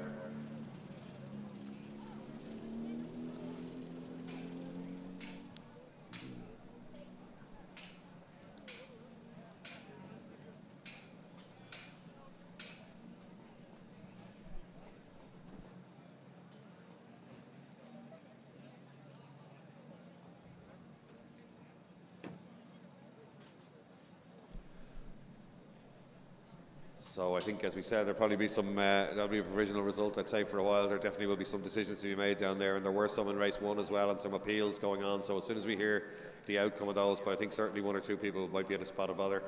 But that's to take nothing away from Owen Murray, who had to use every ounce of racecraft there to get to the front in that one. You've got to feel a little bit sorry for Andy Kavanagh. He drove absolutely beautifully and defended everywhere for as long as he could, but just got boxed out a little bit and dropped back to 3rd place. Still gets a podium, he'll be happy enough with that. Alan Dawson 4th, Niall Murray in 5th, Johnny Whelan 6th, then Keith Dawson, Mark Johnson, Keelan Noon, Amy Woods, Richie Byrne, Caleb Shanley, Michael Barrable, James Byrne, Ian Fishburne, Eduardo Gonzaga, Keith Lenihan, Cole McLaughlin, Mick Keogh, Luke Noon, Lorcan McGivney, Chloe Kellett and Brian Matthews. So great stuff from the budget tin tops once again at Mondello Park.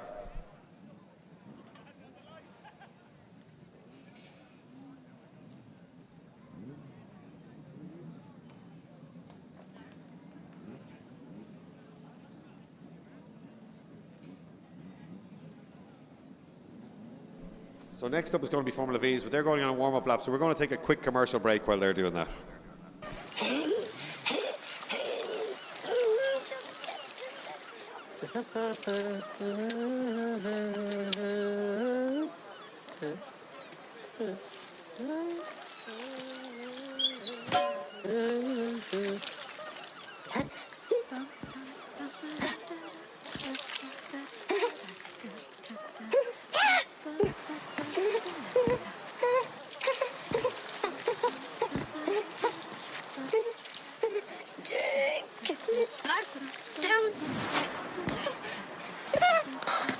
Every day is a chance to make this world your own. Just watch out for those you share it with.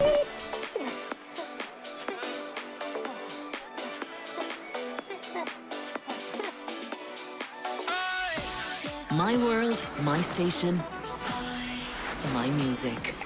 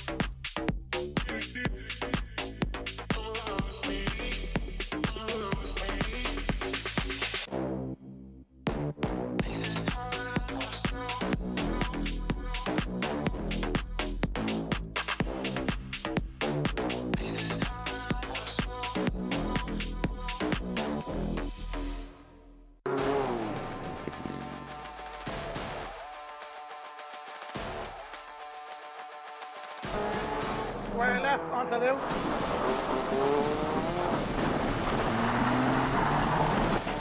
Yeah, that's good. Good drive. Keep going. Keep going, keep going, keep going. Rev it up, rev it up. Go, yeah, go, go, go. One right, immediately followed by a 5 right. Keep it in, keep it in, keep it in. Come on, keep on, keep on, keep on.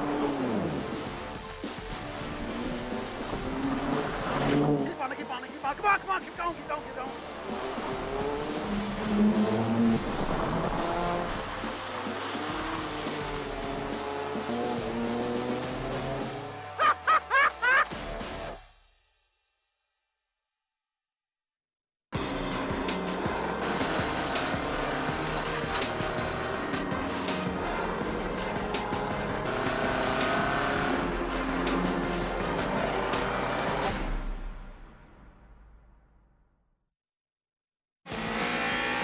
Well, we've only just announced it, but everybody is talking about this. Away we go. Anthony Cross is the champion and he's on pole, but Lee Newsom slices across and takes the lead on the way down to turn one. The two Shanes wheel to wheel. Lee Newsom leads from Anthony Cross. Owen Kelly in there too. He qualified well, but Jordan Kelly late on the brakes and tries to sit round the outside. The Selco.ie Formula V Championship cars now get their chance to shine on the ICCR live stream. They have given us brilliant racing all season long, and now we have them live at Mondello Park on a Sunday afternoon, and they'll all be looking to get the win in front of these cameras. So down into turn three for the first time is Anthony Cross, is Lee Newsom just ahead of Anthony Cross. Jordan Kelly right with him. Owen Kelly vastly improved right there as well. He qualified third ahead of Jordan Kelly, but he's running fourth. They've swapped places there. Then it's Sean Newsom, Jack Byrne, Donald Downey, Gavin Buckley, Trevor Delaney, Robert Fleming, Sean McCallion, Michael O'Callaghan, Jonathan Hollywood, Andrew Keogh, and all the rest. Here they come up the hill towards Southside for the first time. Cross thinks about a lunge, but that's actually as much defending against Kelly. Oh, Newsom down the inside. Sean Newsom with a cracking move down the inside of Kelly and bringing Jack Byrne with him in the Abbey Lawn car. Look at this train for fourth place. 1, 2, 3, 4, 5, 6 cars. That's Donald Downey, the local man in there too. Somebody's gone around up at the final corner. It's all action inside the final lap for the Formula V Ireland class. But that was a great move by Sean Newsom, a big dive up into Southside. We've seen that all weekend. What is it about that corner this weekend? Everyone having a go there. Anthony Cross, though, a very, very hard competitor, a multiple champion, 3 or 4 time champion in the class, and he's very difficult to beat. If you get by him, you're doing well. He doesn't like being beaten. He's got pace, he's got racecraft, and he produces a really good car himself and his dad, Fred. Here they come down into the Essex Bridgestone corner, and he's tracked down Newsom now, so it doesn't look like anyone's going to get away in this one, which is exactly what we want from an entertainment point of view. Just as I say it though, Jordan Kelly begins to sniff at the back of Anthony Cross, and Newsom, as if he senses it, begins to try and get away. Kelly goes to the inside, Cross has to defend. That slows him back just a little bit. He locks it inside front as well as the Formula V's stream through Southside corner. Third gear, and then they grab fourth gear somewhere around the back of the grid. Just used third and fourth gear around the Mondello Park National Circuit. They'd only have a 4-speed box. They start in second. It's third for the corners and fourth on the straight. Great cars to drive, really good front, only less than 400 kilos in weight. somewhere around 90, 95 brake horsepower, I think, from a 1600cc air-cooled, slightly race-tuned Volkswagen engine, Volkswagen gearbox. All the parts very, very inexpensive if you damage them. Shane cars produce all the bits, and Leastone as well, but cars here in County Kildare. Down the inside goes Kelly, great move, locks the inside front. That compromises Cross and allows Newsom to have a look at him. So Sean Newsom looking to get up to where his brother is, and the Abbey Lawn car is in there too, a Jack Byrne, another feisty little racer. It's Owen Kelly who's dropped back a little bit in that one, but look at Newsom down the inside of Anthony Cross. He'll be on the outside for the next one, but he might get a run up the hill. Oh, he keeps it pinned. That's very quick in a V around the outside there and out onto the curb. Cross only just managing to hold him back. But he gets down the inside, and that's Newsom up to third place. So it's Newsom, Kelly, Newsom. But actually Anthony Cross looks like he might have done the switchback on the way out. He has done, and Jack Byrne is backing him. He's right under his gearbox. Cross actually goes out quite wide before turning, makes sure Newsom is left out there, and almost ensuring that Jack Byrne can follow him through, which Jack Byrne does do. So out front, Lee Newsom beginning to ease away. Jordan Kelly is up to second place. Cross with him, then Jack Byrne, Sean Newsom, Owen Kelly and Donald. Is it Donald? It is Donald Downey beginning to join this battle now. Very quick guy, local man, works in Mondello Park as an instructor during the week. They come down into the S's. Downey looking around the outside of Owen Kelly in the background.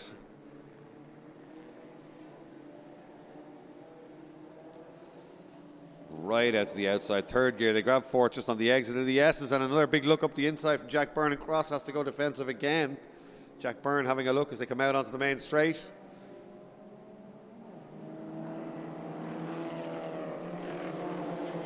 Donald Downey having a look at Kelly again. Downey in the dark blue Leastone chassis on the outside. Oh, but down the inside, Owen Kelly just gets down the inside of Sean Newsom. That's a cracking move. Just down the inside. It's unusual to see somebody out breaking into that corner as Jack Byrne, I think, gets alongside Cross. Or does he? No, he has to back out of it. He does. He's got by... no, he doesn't. He's fallen back into the clutches of Kelly, who's now back. Kelly was second place. He's now back to fourth place. So whatever happened there off our screen, it's Lee Newsom. Kelly has dropped back. It's Cross next up. Then Jack Byrne in the Abbey Lawn car. Then Owen Kelly. Then Jordan Kelly. Then Sean Newsom. So all change around on that lap. And Donald Downey and Trevor Delaney in there too. Another lunge down the inside there from Sean Newsom, but repelled by Jordan Kelly. Jordan Kelly was second. That's a bad lap for him. Cross now second. Jack Byrne looking very racy there in third place.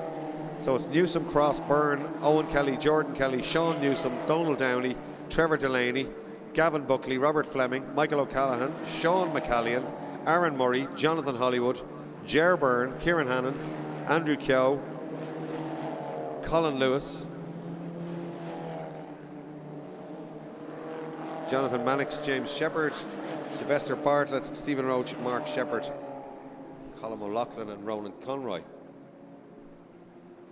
So as Newsom eases away out front, the gap only at 0.7 of a second, but by V standards that's a big gap. Anthony Cross not in second place anymore because Jack Byrne has got the move done. Jack Byrne now up to second place. So commentator's nightmare, two light green cars first and second, but we can see who they are. It's Lee Newsom from the outside the front row, but Jack Byrne has been great in this race. Good charge from him. Jack Byrne was, where was he on the grid? Sixth on the grid.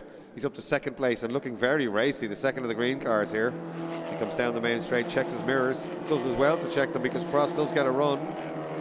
Cross goes to the outside, Jack Byrne goes out as well. I want the full racing line, I want to catch the leader. Owen Kelly beginning to perhaps haul them in as well. Lap times remarkably similar, 62.1 for first and second, 62.6 in third place. 62.5 for Gavin Buckley, who's down in ninth place, going nicely.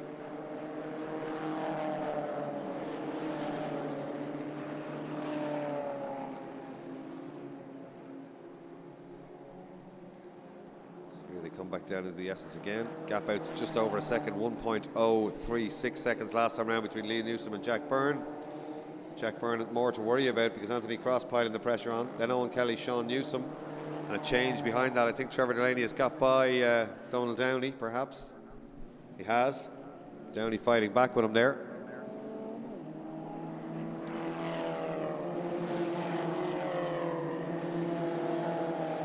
Cross getting by. Is he for second place? Certainly got the nose ahead on the brakes, but Byrne goes back at him. Down into Max's corner. Just manages to carry that through and hangs on to that second place. And Lee Newsom will be loving this in the mirror. Fastest lap to Owen Kelly at fourth place. 62.117.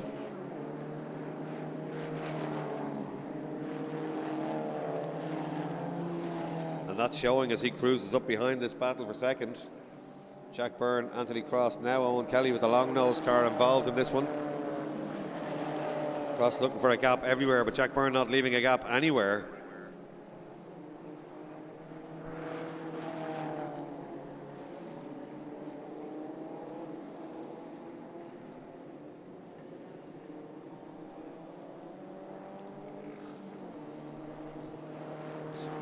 Kelly trying to get up the inside of Cross. Cross having to be a little bit defensive on the exit, but still gets a great run, doesn't he? And gets alongside. He does get a great run and gets alongside Jack Byrne. Kelly decides to go to the inside of that one, just in case. Cross with the nose ahead. Kelly looking to get down the inside of him if it goes wrong, and they make contact, and around goes Cross. Oh, nobody's fault really, that one. Just looking for the same piece of tarmac. That is a shame. That was Cross just trying to get back up the inside as Kelly tried to get alongside him. Certainly wasn't malicious, but it's a shame. Cross had been driving beautifully. That'll take the pressure off Jack Byrne. Will that allow him to start closing that 1.358 second gap to Lee Newsom? I think perhaps it might, but let's see. Jack Byrne no longer having to defend. And there are back markers coming, and we've 6 minutes to go. They come round the S's. Plenty of action in this one. Sean Newsom trying to get by Owen Kelly there. Marker not really giving way, in fact not giving way at all, but he does eventually stop out. He went nice and wide on the way out, but that certainly helped Jack Byrne again. Jack Byrne looking for a toe off the back marker briefly and then pulling back out. Gap was 1.3 seconds. It's 1.0 seconds now. The race is on. Jack Byrne in the Abbey Lawn car. Oh, that's Colin Lewis, such a shame. Beautifully liveried car, the Kevin Gillespie run car. He was remembering his late dad, Fred, with RIP Fred on that car last time out. And Fred Lewis, of course, well known to us at Mondello Park and in MG circles. But Colin had his best ever result, 8th place in the Formula V's with that the last time out. So Marshall's just putting that car out. A few flames there, side by side for second place. Let's watch the lap times as they go through this time, because I do think that that gap will close a little bit up front. Let's wait and see. Owen Kelly down the inside. Newsom looked like he had that one done, but he hadn't.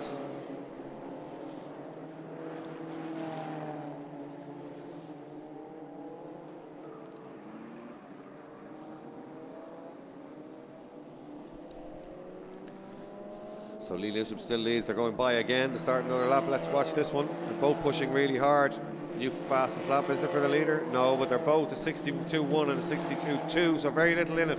And the gap's still at just around 1 second. So not much difference. Owen Kelly in third, Sean Newsom in fourth, Gavin Buckley well up to fifth, Donald Downey back up ahead of Trevor Delaney again. Donald Downey is sixth, Trevor Delaney seventh. Anthony Cross is back running and is up to 8th place. Robert Fleming ninth, and rounding out the top 10 is Sean McCallion. We have got 4 minutes and 5 seconds to go on this one. It's a little bit spread out by V standards. The irony of that, because they've given us absolute nail biters all year. There are still some cracking battles down the grid in this though. Green flag being shown on the start finish line to tell everybody the yellows, which are being waved at the final corner.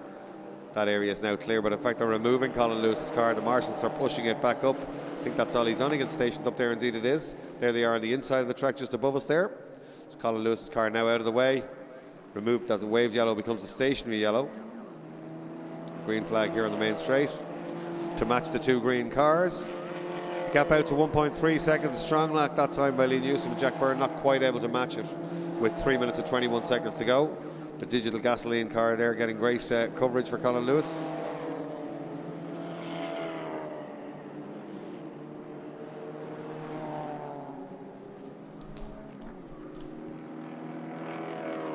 Fastest lap by Anthony Cross, back down in 8th place, 62.002.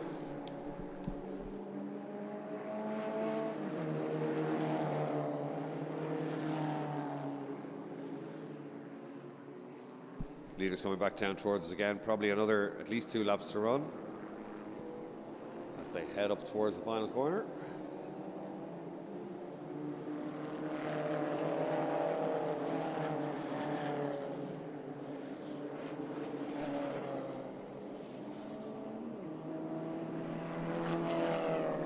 Gavin Buckley under pressure there from Donald Downey. They're very close together, just behind Sean Newsom going by us now.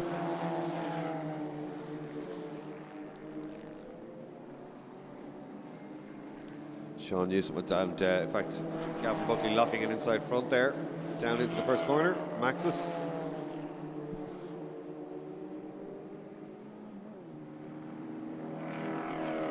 Somebody off in the gravel. The 2 leaders perhaps a little bit closer, not so sure. They lap another car down a turn. Another green car. Maybe the heat's getting to me. I thought I saw 3 green cars and a green flag. Indeed I did, and Jack Byrne is closer with 1:48 to go. Now I'm not sure if that's back markers or pace, but that gap is visibly closer now. And there are more back markers on the horizon. They've got another lap after this one, I would imagine. Maybe another one after that. Let's wait and see. Jack Byrne certainly looking very racy in the closing stage. Look at him with the head dipped down, can just about see over the top of the bodywork. Jack Byrne, hardy young racer. Gavin Buckley under pressure there. Look at the 2 green cars together now, and that's fastest lap to Owen Kelly. First man into the 61s, but actually Jack Byrne was 4/10 quicker than the leader that time round, 62.029. This is what we've got to watch, the 2 green cars now in the closing stages of this one. Lee Newsom has done it all to perfection, but he's under a little bit of pressure from the flying Jack Byrne here. I think he has responded. The gap looks like it's stabilised now. I say it, a big lunge on the brakes from Jack Byrne brings him almost within striking distance. He's so quick through turn 3, and he's reeling in that car in front now, and I do think we're going to see a battle, and the back markers are looming in front. Perfect timing for us, not so perfect perhaps for Lee Newsom, as they close down these back markers now in the closing stages of the Selco.ie Formula V Championship race. And these guys are having their own battle. Will they even notice? The blue flags will surely tell them. The 2 green cars absolutely together for the first time. No checkered flag this time. We've got 28 seconds to go. This is the final lap. Look at the blue flag being waved furiously. And Lee Newsom will be going, no, what's happening here? Jack Byrne will be loving this. He goes to the outside, he looks back to the inside. Newsom covers the inside line. They're slicing through the back markers now as one 8-wheeled machine. Through turn 2 absolutely together. That's 3rd gear in a V. You pull 4th on the exit for the last time. These 2 cars absolutely together now on the run down towards turn 3. Well, I was wondering, was this race going to be spaced out? Absolutely not. Classic Formula V action on the live stream at the ICCR. The checker flag is ready. I would take it off that man if I could reach down there. This is a cracker. Jack Byrne on an absolute charge now with 3 corners to go, and here he comes having a look at Lee Newsom, but Newsom has the inside line covered. They've got through the back markers, who, it has to be said, of doing superbly. They've obeyed those blue flags. They came offline. Nobody got in the way. 1 corner to go now. Can Jack Byrne take a mad lunge down the inside? We've seen them all day. He can't. He stays high and wide. It's going to be a drag race to the line now. Newsom leads Jack Byrne. The 2 cars absolutely together. What a finish in Formula V. Gets a slipstream, pulls out. They're in 4th gear. They're side by side across the line. And Lee Newsom hangs on for a fantastic Formula V win, and they both give each other a big salute going under the bridge and down to the first corner. Well done, Formula V Ireland. Great entertainment live on the stream here for the first time in 2022. So great to see. I'll take a breath. Lee Newsom wins it. Jack Byrne is 2nd. Owen Kelly is 3rd. Sean Newsom 4th. Gavin Buckley 5th. Donald Downey 6th. Then Robert Fleming, Anthony Cross, Sean McCallion, Michael O'Callaghan, Jordan Kelly. That's the top 11. The rest still coming across the line, but great entertainment from the Selco.ie Formula V Ireland Championship. That's the hygiene supplies company Selco.ie. They've been a very great sponsor to Formula V over the last number of years. They also, of course, sponsor Max Hart, who's racing in TCR UK Championship leader before this weekend. We haven't seen his results. He had some problems yesterday, I think, but Max Hart having a great run this season over in the UK in the TCR Touring Championship. So great entertainment. I did really think mid-race that one was just going to go all spaced out. Was I wrong or what? That was fantastic. So we'll have to pull a few cars back in, and then we'll be going racing again immediately with the Coffee to Go Fiesta ST Championship Race 2.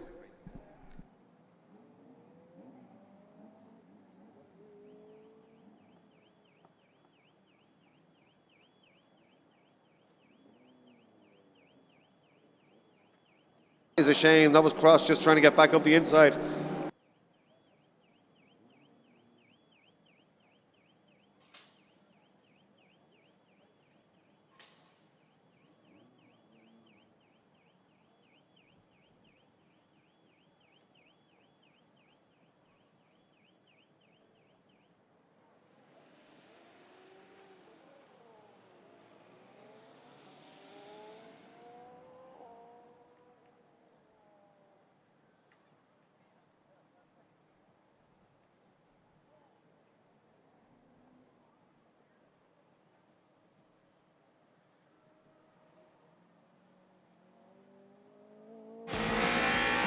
Well, we've only just announced it, but everybody is talking about this car behind me. It's the Junior Mini Challenge for the ICCR here at Mondello Park. An exciting new saloon car series from 14 to 17-year-old drivers.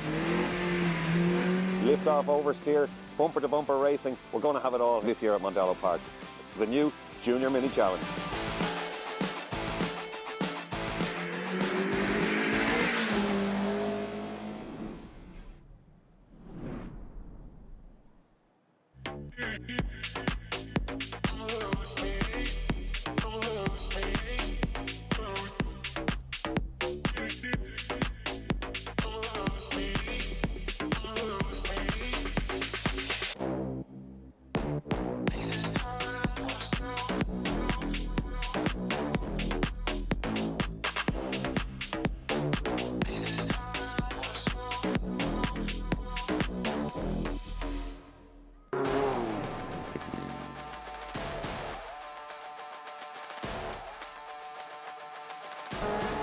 Square left onto the loop.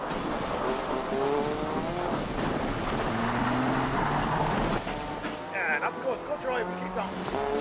Keep going, keep going, keep going. Rev it up, rev it up. George, go, go, go. One right, immediately followed by a 5 right. Keep it left, keep it left, keep it left. Come on, keep on, keep on, keep on. Keep on, keep on, keep on. Come on, come on, keep going, keep going, keep going.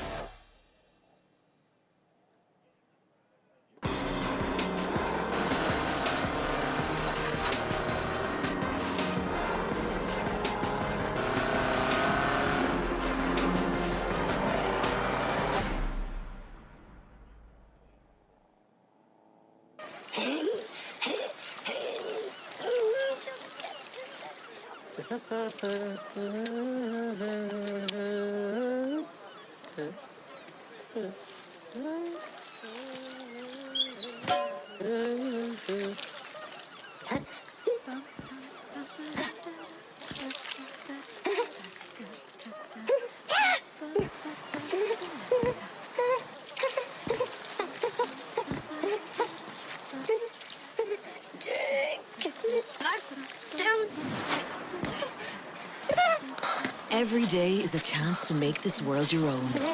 Just watch out for those you share it with.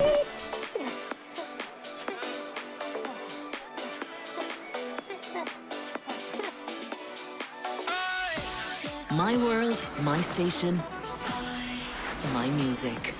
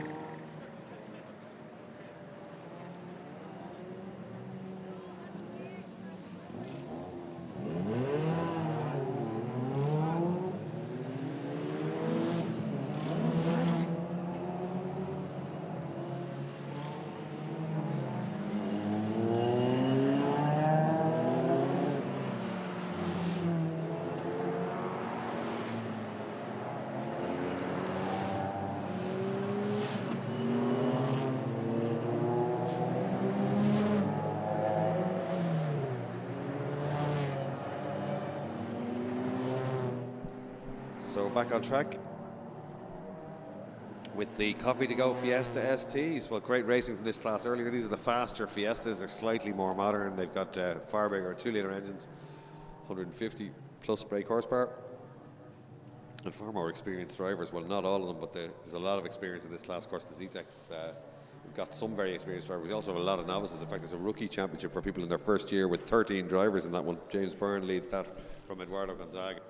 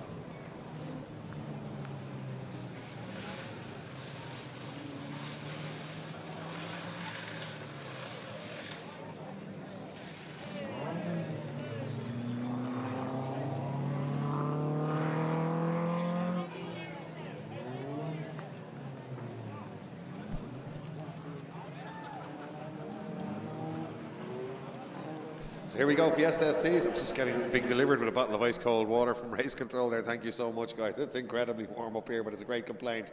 Young Cian O'Brien is on pole position. He drove superbly in race one. Just about got around Trevor Ferrari, the two cars you probably saw driving side by side for the entire lap with the grid reverse. That gives him his first ever pole position in the O'Brien Motorsport and Pro Tune car on the front row of the grid for the Dundalk man, with Michael Cullen alongside him. Then Victor Cullen, he's in with the big boys today. If he can get off the line, may be able to hang on here for a result, but it's a big ask. They're so experienced. He hasn't got their experience. Michael Cullen gets a cracker, but Cian is as quick as anyone else off the line. He's in second as they head away down towards the first corner, but in fact just driving by him is Victor Cullen, so he tucks in behind him. Still in third place as they go down through turn one. Cian O'Brien 555. There's the Dean Motors car in there too, and Phil Lawless and all the rest. But it's a Beacon or LOH Motorsport 1-2 as they go through turn two. But staying with them is young Cian O'Brien in third place, grabbing his moment of glory on the television. There's Eddie Peterson next up, then Dave Maguire Jr., then race one winner Graham McDonald, and round the outside of him goes Max Turley, who had a slap on the wrist and a penalty, I believe, after race one. The stewards had a look at the action there and decided that he was at fault for that off-track incident with Michael Cullen, so he was penalised for that one, and he'll be keen to make amends for that. But look at Cian O'Brien hanging on to the back of the Cullens here as they come around the S's. He's not dropping back through the pack at all. This is great stuff from him, and he looks like he might have a go at Victor Cullen here. Cian O'Brien in the black car in third place. Michael Cullen, it's Victor leading, sorry, Michael second. It's very hard to get these cars. I was asking Michael, could he change one of them so I could identify them? He said absolutely not. He doesn't want the competitors knowing who's who. Well, there you go. Victor Cullen leads, Michael Cullen next up, Cian O'Brien right with them, and those three have got away from Peterson, Maguire and McDonald at the end of lap one. Fastest lap is to Michael Cullen in second place, but he's not a whole lot quicker than Cian O'Brien. Mickey O'Brien will be absolutely loving this one, as indeed will Sean and Siobhan Woods, our avid viewers in Dromiskin in County Dundalk. County Louth, I should say. County Dundalk? Well, they'll probably consider it a county. Always a big Dundalk presence at race meetings in Mondello Park. We've had some great teams and great drivers from that part of the country over many, many years as the two Beacon cars get a little bit closer. Well, Cian O'Brien was, I was laughing with him at lunchtime and saying it was a big ask for him. He was having a 99 and smiling away, saying all the big boys were going to come after him, but he doesn't look out of place at all here, does he, in third place? In fact, he's every bit as quick as these cars in front. Michael Cullen may have to, if Cian gets a bit closer, Michael Cullen may have to dispatch Victor. Look at Cian move to the inside, and that's the only hint Michael Cullen needed. He goes down the inside of Victor. And now Cian, can he have a go at Victor? Let's have a look at this one. Michael Cullen leads, Victor Cullen second, the two LOH Motorsport cars from the O'Brien Motorsport car in third place, then the Murray Motorsport car in fourth place, then it's Graham McDonald, it's Dave Maguire Jr. and it's Max Turley, so great stuff. Victor Cullen still running in second place. Young Victor Cullen, just in his second season of racing, really is coming of age. He had a great run yesterday. He crossed the line in the striker race right on the wheel tracks of his dad for an historic 1-2 finish, and he would love to do the same here today at Mondello Park. Coffee to Go Fiesta ST Championship, always giving us good entertainment. Graham McDonald looking very quick now. He's just motored up to Eddie Peterson, and they've suddenly caught this group for second place. So Victor Cullen now has Cian O'Brien, Eddie Peterson and Graham McDonald in his mirrors as Michael Cullen begins to ease away. Very much two danger men, potentially the fastest two men on track, although Michael Cullen's been very quick all weekend, but certainly Eddie Peterson and Graham McDonald were two of the quickest saloon car drivers in the country. Oh, and O'Brien having a look there, making Victor defend, just taking a look to the inside and then not taking the, just almost taunting him, but having a look down the inside there, trying to get Victor to defend. Victor Cullen now watching his dad easing away and just beginning to defend. Cian O'Brien going beautifully here in third place, and he's got two really big names now as McDonald goes down the outside of Peterson, and Peterson gets into the side, and now he's got one each side. Oh, it's like watching schoolyard bullying. Cian O'Brien not knowing what to do, but he knows exactly what to do. He stays on the gas. It's McDonald who's driven wide, and he fights off Peterson, and he's still in between them. So Cian O'Brien giving nothing away here. They're just not going to get by him too easily. This is great stuff. We haven't seen this from him before, but he's in absolutely great form today. He started his first race from pole position, and there's no way he's handing over his pocket money to these big boys as they head back down towards us. It's very entertaining stuff to watch.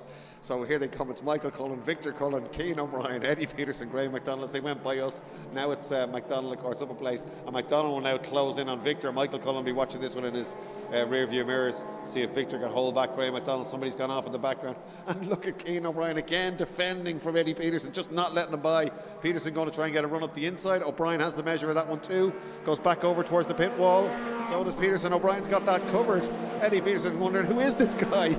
I haven't seen this guy before, but he tries again to get alongside on the inside. O'Brien's got that one covered as O'Donnell tries to get around the outside of Victor Cullen. Great action from the Coffee to Go Fiesta STs at Mondello Park. We are having so much fun at Mondello Park today. We're lucky with great weather and great racing here. It really is entertaining stuff. So Victor Cullen doing well to hold back Graham McDonald. Graham McDonald would love to get by Victor and catch Michael Cullen. They've got a lot of history together. They had some great close races together. There was always a little bit of controversy, but they were both very well matched. But Victor is a rear gunner for Daddy today, I think, to a certain extent, and certainly be racing for himself as well. He will not want to hand this one away. And Victor Cullen getting quicker and quicker and better every time he comes out at Mondello Park. Works very hard at the LOH team as well, who he races with this year, and they're really going nicely. Are we missing? No, we're not missing Cian O'Brien. He's still there, and he's still in front of Eddie Peterson. This is... No, he's not. We are missing him. I'm not sure what happened, but we're missing Cian O'Brien. Oh, he's been off. I wonder, was there contact there? That's an absolute shame. But I think he'll still be happy with that scrap. He really did give it to the big boys there, and I think we'll see him more often at the front of the grid now. But it is a shame. He was holding back Eddie Peterson beautifully there. He is rejoining, but he's just coming down towards the S's now. In fact, I think he's probably going to come back in. He's going very slowly. Maybe there's a little bit of damage on the O'Brien Motorsport and Pro Tune car as he heads towards the back of the pits. So McDonald has got by Victor Cullen now. We'll watch to see if he can do a quick lap time, but the gap is massive. It's 3.4 seconds. Got 8 minutes 49 to go though.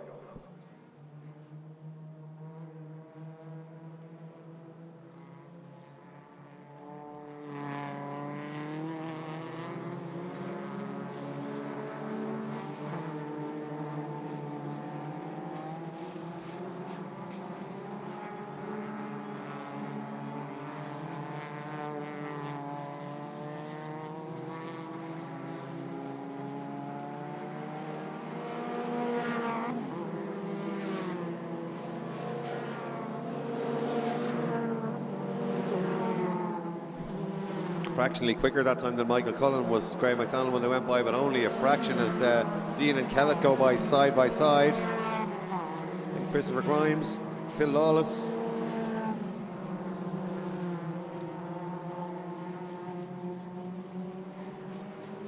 So now it's Eddie Peterson on the tail of Victor Cullen.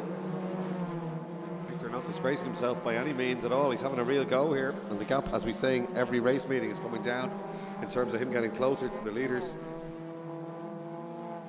Peterson will be keen to get by. As we said this morning, he's the championship leader. He'll be keen to keep it that way. He's got a very, very strong championship lead.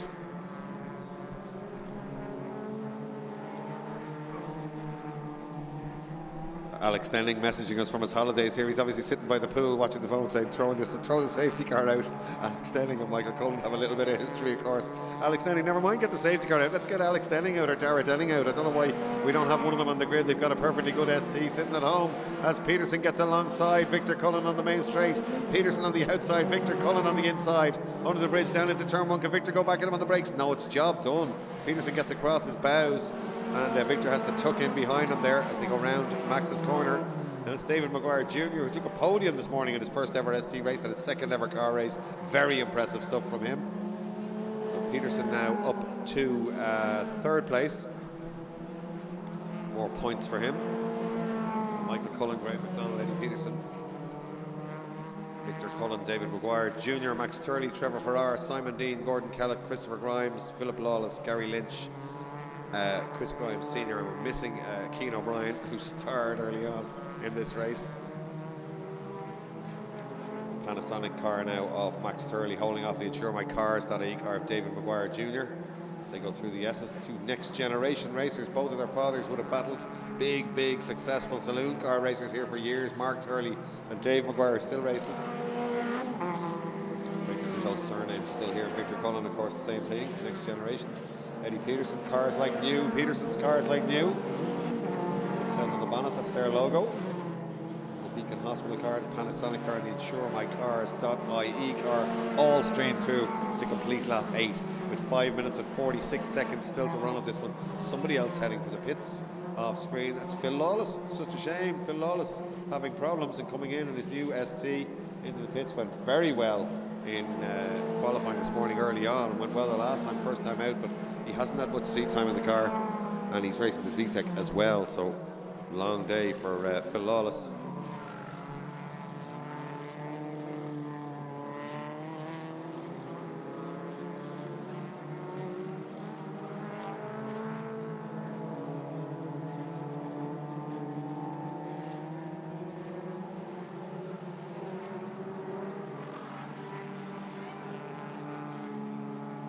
Dave Maguire messaging us too. He's watching from Paris. Well, great stuff. We're like Trotter into Europe. We're all over the place here with the ICCR live stream, blasting around the world. Well, great to see you, Dave. And I'm sure you're very proud of Junior here, his first podium early on. I'm sure he might fancy that, might get used to that car very quickly. You might want to hurry back from Paris as Victor Cullen has to go as late as he can on the brakes to hold off Max Turley, who tries to sit around the outside. Victor has done enough, or has he? But he gives him racing room. And Turley takes the racing room and a bit of curb on the inside, kicks up a bit of dust and gets through, I think. He does indeed. And now Maguire, so the three young cubs having a real go here. Absolutely together. It's Turley, Cullen and Maguire. How many times have we said that before when we were talking about the three fathers as they come up out of turn 3? It's great to see. The Fiesta STs. Good battles all the way down the grid. Out in front is Michael Cullen, leading by 2.6 seconds. Slightly quicker last time round was Graham McDonald, but very little in it. And Victor Cullen back down the inside of David Maguire Jr. there. He's not going to hand that one away. That one is for 4th place, of course. Oh, Eddie Peterson's back of the car quite loose on the brakes there. He tries to unsettle it. They like to get the back of the cars moving around here at Mondello Park in order to kill the understeer. By the time Peterson got through the traffic and fought by Keane O'Brien, etc., they were the other boys were well down the road. So there's a big gap, almost 5 seconds. So it's Michael Cullen, Graham McDonald, Eddie Peterson. 3.5 minutes to go in this one as Dave Maguire continues to try and get by Victor Cullen.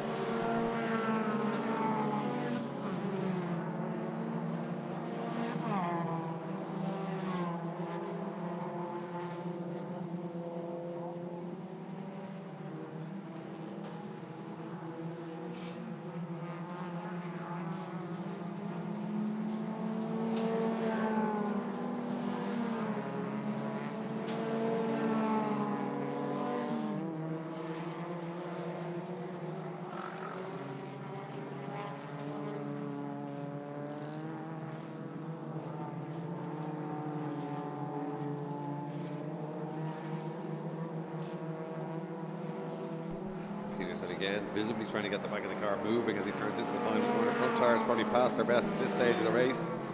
Victor Cullen not only defending, just as I say it, he goes wide though. Maguire gets through. I was just going to say that even though he was defending, Turley wasn't getting away that much. Turley not showing the pace we know he's capable of really here. 7.5 last time round for Max Turley, whereas the leader's doing a 6.5, Michael Cullen. Gap back to 1.9 seconds though. In fact, 4/10 more for McDonald. 2 minutes to go, but Graham McDonald definitely closing in now on Michael Cullen.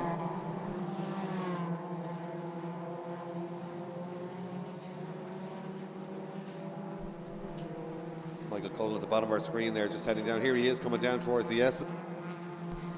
Lifting the inside, he knows it as well, doesn't he? You can see the body language, almost getting the ST hops there. The car just cocking the inside rear wheel as he chucks it into the S's for the first time. Watch him right out to the white line, out to the curb, almost swerving away from it. But McDonald got the head down. He's getting a rhythm going here, and he's been quicker than Michael Cullen the last few laps. He was 4/10 quicker the last time round, and the gap is under 2 seconds for the first time. There's still a couple of laps to go, but Graham McDonald is definitely closing down Michael Cullen here. Cullen goes by 6.6. 7.3, slow lap for Graham McDonald. Whatever happened out there, and that's probably put it to bed. I think that is probably Michael Cullen away. It's out to 2.5 seconds with less than 2 minutes to go. So there will be another lap after this one, but I don't think even Graham McDonald on form can get back up there. Remember though, he won the first race and it was a reverse grid and he started 6th. So he's done really, really well. Michael Cullen started on the front, no, second row I think. Great stuff. Cullen again, still visibly trying very hard out onto those serrated curbs, as is Graham McDonald on the way up out of turn 3. Let's see if Peterson uses them. Peterson doesn't quite get to the apex, I think. Oh, he used them all and a bit more. Eddie Peterson's tires obviously passed their best there. A little bit of understeer mid-corner, and he's very wide on the way out. There's Dave McGuire in the InsureMyCars.ie car. Down into the S's. POB racing setup, looking resplendent as ever there for the Legends. They've still got one race to run. We've got 2 more races after this before we finish our live broadcast. Here goes Michael Cullen in the Beacon Hospital car. Of course, the Beacon Hospital Health Check partnering with us here in ICCR and allowing us to stream these race meetings. Great coverage. I have to say, it's so easy for me to commentate on. The coverage is fantastic from Martin Kavanagh and all his team, and they managed to follow all the battles. And if there's a battle midfield, they'll find it, cover it. We're now starting to do playbacks. We've been experimenting with onboard, live onboard coverage, something we hope to do before the end of the year, and it really is great. All we've had is positive messages in all day, so I'm glad you're all enjoying it as much as we are here at Mondello Park. The ice cream van is flat out down in the paddock. I can see it below me, big long queue, so a great day for him. But great family fun. A lot of spectators here when I walked through the paddock at lunchtime as well. You're all very, very welcome. It's your first time here. We hope you'll come back. Don't forget the historic festival here next month. Michael Cullen again, hopping the car a little bit, as is Graham McDonald. They're both very much on the limit here. Checkered flag is prepared. I think this is going to be it. What a weekend for Michael Cullen. His season has not been good this year, but he's been absolutely on fire this weekend. Really gelling with the new team. Maybe the striker as well yesterday. Look at that fist out the window. How many wins has Michael Cullen taken? Well, he's taken a lot of wins at Mondello Park, I can tell you that. And he's just taken one. Look how happy he is. He's punching the air. Absolutely delighted in the Beacon Health Check and LOH Motorsport car. Great stuff for him. What a whopper weekend. He's won in strikers and in STs. Graham McDonald, a charging drive, brings that gap down with a very quick final lap to just 1.5 seconds. Look at this, Dean trying to hold off Kellett now. He's on the run to the line. That's for 8th place.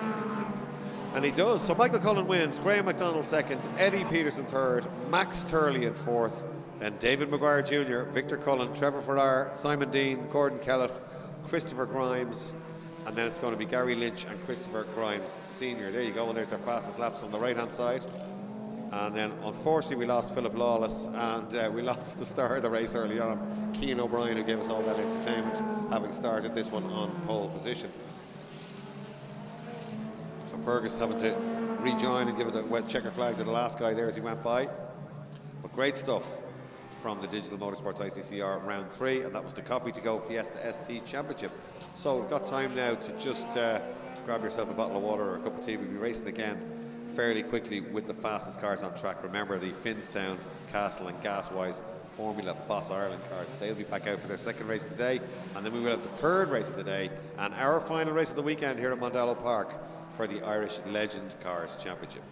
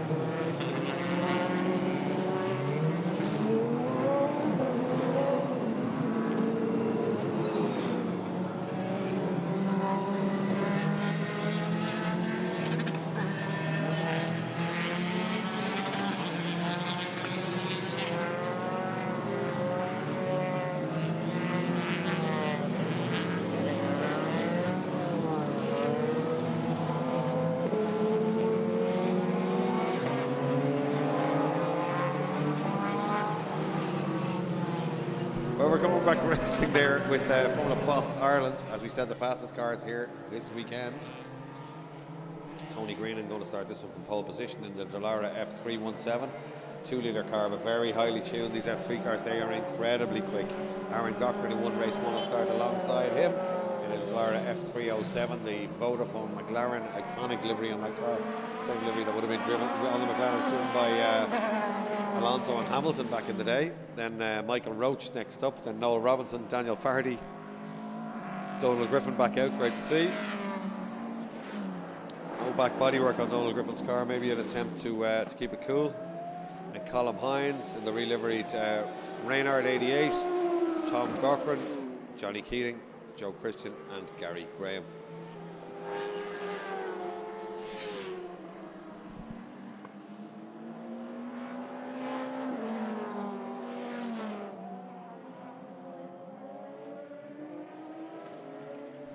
Well, just 2 races to go. Damo Phillips messaging us here. He's watching from a very warm Costa del Tala. Great stuff, Damo. Well known to us, of course, in the TDC. Does a bit of driving and does a bit of catering for the TDC Ireland at their auto test and multi-venue events. Always great events. TDC Ireland, the website, well worth having a look at, actually. So it's Boss Ireland cars again, the fastest single-seater cars. They were missing a few of the big entertainers. Paul O'Connell not here, Jonathan Files not here, and 1 or 2 more. But that's not to say these guys wouldn't be at the front anyway. The F3 cars are as quick as anything around here in Mondello Park, as Cian Carey has showed us on a number of occasions. Tony Greenan and Aaron Cochran well able to drive them as well, these F3 cars, as they come back towards the grid here. Now, it could all be about the start here. As we saw in race 1, they're very equally matched in terms of pace. So whoever gets down to the first corner first will stand a good chance here. And grid it up. Some great looking cars, great variety of cars. The cars of certainly of Donald Griffin and Colm Hines are pretty old, 1988 and 1990, but they're still very potent motor cars. Joe Christian coming down to join the grid there in the Formula Renault. It's very slow on the warm-up lap for some reason, but he's got to his place in the grid. Gary Graham in another Formula Renault will start from the pit lane. The revs are up. Who's it going to be? Oh, Greenan gets a cracker. And Roach gets a good start too on the inside of row 2, and he's up to second place, and he's under the wing of the leader there. Robinson trying to get around the outside of Aaron Cochran for 3rd place. He sits right around the outside. He should have it for turn 2. Does he? He does get it for turn 2. Robinson, no lifting from him there, and goes straight through into 3rd place. So good stuff. So not going to plan for Aaron Cochran, but from an entertainment point of view, well, we won't mind that, will we? Because he's going to fight his way through surely and try and have a go at Greenan, who'll know that and try and get away. But let's see how much pace Michael Roach has. He had terrible trouble in the first race. The car wouldn't start. Oh, and look at Robinson there, just covering the inside there very aggressively as the car behind got a run on him. And is that Tom Cochran too? It is. Tom Cochran in there too. So great stuff. Aaron Cochran looking in the mirrors going, who's that? It's Tom right behind you. But Tony Greenan is who's leading as they come out onto the main straight. Beginning to get away already, but not by that much. Michael Roach going really nicely. Aaron Cochran getting by with superior straight line power, just driving by Noel Robinson there in the main straight. Robinson well aware of that and allowing him to go through on the inside line, trying to tuck in behind him. And then Tom Cochran next up, going much better than in race 1 already in this one. In fact, Michael Roach going very nicely here, isn't he? He's not letting that lead car away. So Tony Green has fastest lap, but certainly around this lap, Roach looks like he's hanging on to him. Very quick through turn 2 and all the way down the straight to turn 3. And the gap, it was only 0.7 when it went by, but it's certainly not any more than that now. So Greenan leads from Roach, Aaron Cochran, Noel Robinson, Tom Cochran, Donald Griffin, Daniel Fardy, Johnny Keating, Colm Hines and Joe Christian. Gary Graham back in the pits, I think, according to this. It says P on my timing screen. Yeah, indeed he is. We can see him there on the right-hand side as they go by. Let's see what the gap is between Greenan and Roach. Yeah, it's the same, 0.846, both in the 53s. Yeah, I think it's less now as they both go down there. Looks like they're going to try and push start Gary Graham. I think this is the 2nd race in a row he's been in the pit lane in bother. A 2nd race meeting in a row. I seem to recall that from the last time. It's a touch of the Groundhog Days there when we see that car in the pit lane. Let's hope they can get it going. This is a brave effort from Michael Roach, isn't it? He's hanging on, really, not letting Tony Greenan get away too much. Far older car that Michael Roach is driving, and yes indeed he's got it going. Well done to the guys, the crew there, for getting that car going, and Gary Graham joins the fray in his Jordan liveried Formula Renault car. This is great stuff for the lead. It is still quite close. Great stuff from Michael Roach. And Greenan is pushing hard.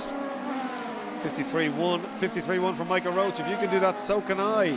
Aaron Cochran, 53-3. He's not as quick as the two cars in front. They're together down at turn one now. We might have a race at the front of this one, because certainly on a big charge is Michael Roach here in second place in the 06 Dallara, chasing down the 17 Dallara, 11 years newer, as they go down through turn three. Roach closing him down again on the brakes, getting right into the apex. In fact, on the way up there, Greenan's a little bit quicker when he gets on the bar on the way out, but I think it's into the slower corners perhaps that Roach tries to get it back. Here they come down into the S's, through the left and through the right. Michael Roach pushing really hard here and sideways for Greenan. He's on the limit, isn't he, coming out of the S's? You don't really want to be getting the car out of shape there. They're both locking up.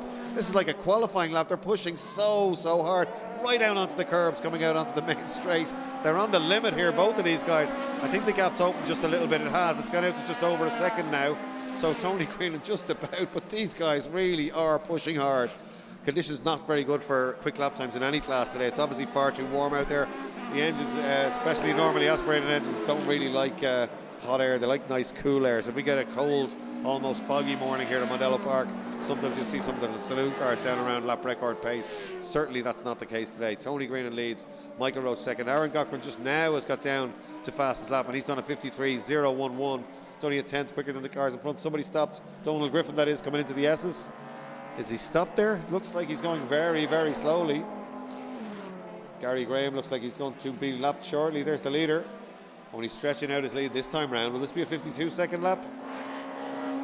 Donald Griffin going extremely slowly on the outside of the S's. Are we missing our second place man? We are. He's slowed down. He's fallen back. He's third. Cochran's gone through. Well, that was the potential excitement maybe gone in this one with 10 minutes still to go. It's only a 53.4 that time round. 53 dead for Cochran, but a 56.4 for Michael Roach. So obviously a problem there. Tom Cochran 55.1.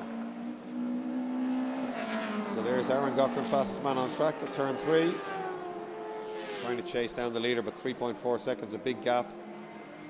Gary Graham being lapped there.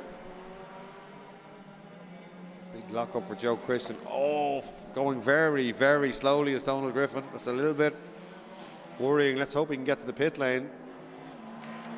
White flags being shown there. That signals a slow moving vehicle on track. Usually a rescue unit or something, but Donald Griffin, they're warning him about this time. They head down towards the first corner. High and wide line. A late turn in there for Tony Greenan. Using all the track on the way out of turn one. Through turn two, he is being caught now, and in the 52s last time round is Aaron Cochran. The gap down to 2.7 seconds. So Greenan leads from Cochran, Roach, Tom Cochran, Noel Robinson, Daniel Fardy, Colm Hines, Johnny Keating and Joe Christian. And he has just about made it into the pits, Donald Griffin. Not sure what the problem is. The car's still moving, but very slowly, but it's safely back in the pit lane now, thankfully. As Joe Christian has to be passed by our second place man. He is definitely closing that gap down. This is going to be quicker. Oh, look at the car moving around under Tony Greenan. Greenan's not afraid of this F3 car at all, is he? He lets it dance around under him quite a lot. Opposite lock coming out of the S's. A bit of a wobble coming onto the main straight. Pushing as hard as he dares here, but he is being caught very rapidly now. Another fastest lap, another 52 for Aaron Cochran last time round. So we should have a race in our hands here within a couple of laps. Michael Roach's car sounds okay, but his lap times are gone way out. 103.802, that's 8/9, 10 seconds slower than he had gone already in this one.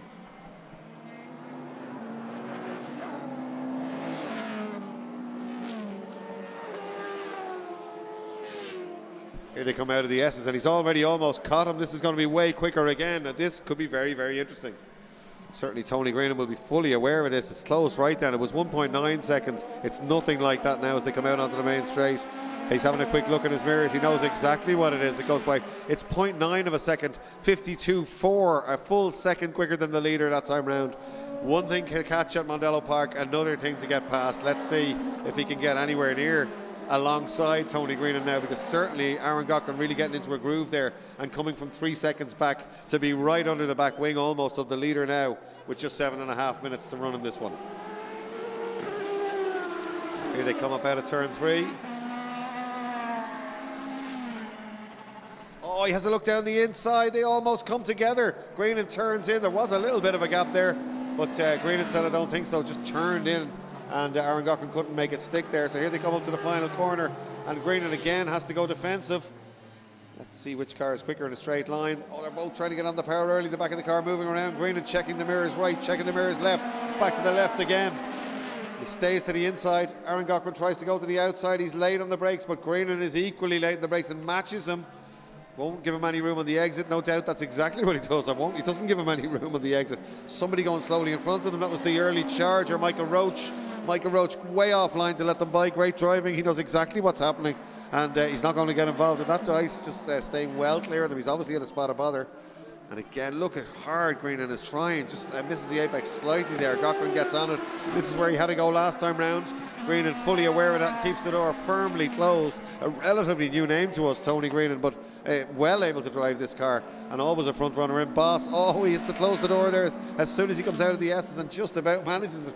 Cochran back to the outside, trying to get a better run onto the straight. They both get an equally good run out. Cochran now right under his back wing. These cars as one. Look at the leader. You're almost overheating the mirrors as they go by the start finish line. He goes to the inside. Cochran goes to the outside. He's very late on the brakes. Tries to sit around the outside again, but with the same result. Tony Greenan doing this nicely. There is another back marker coming up. It's Colin Hines. Let's hope he sees them coming. Greenan goes to the inside, then back to the outside to take his line. Hines does see them coming and stays high and wide. Good driving from him. And they both go by absolutely as one. Here they come steaming back up. 5 minutes to go now. Back up towards the main arena. Absolutely together. There's another back marker coming. It's the little Jedi, and he also stays out of them. Everybody knows what's happening here and doesn't want to get involved in the altering the process here as they come back towards us again. Once again, Aaron Cochran is quick out of the S's. Got through the higher speed corners. He seems to have plenty of advantage, but nothing he could do with it really so far. Almost gets up the inside here, and Greenan just slow shutting the door. He's left it open. He needs to close that door just about at the last minute.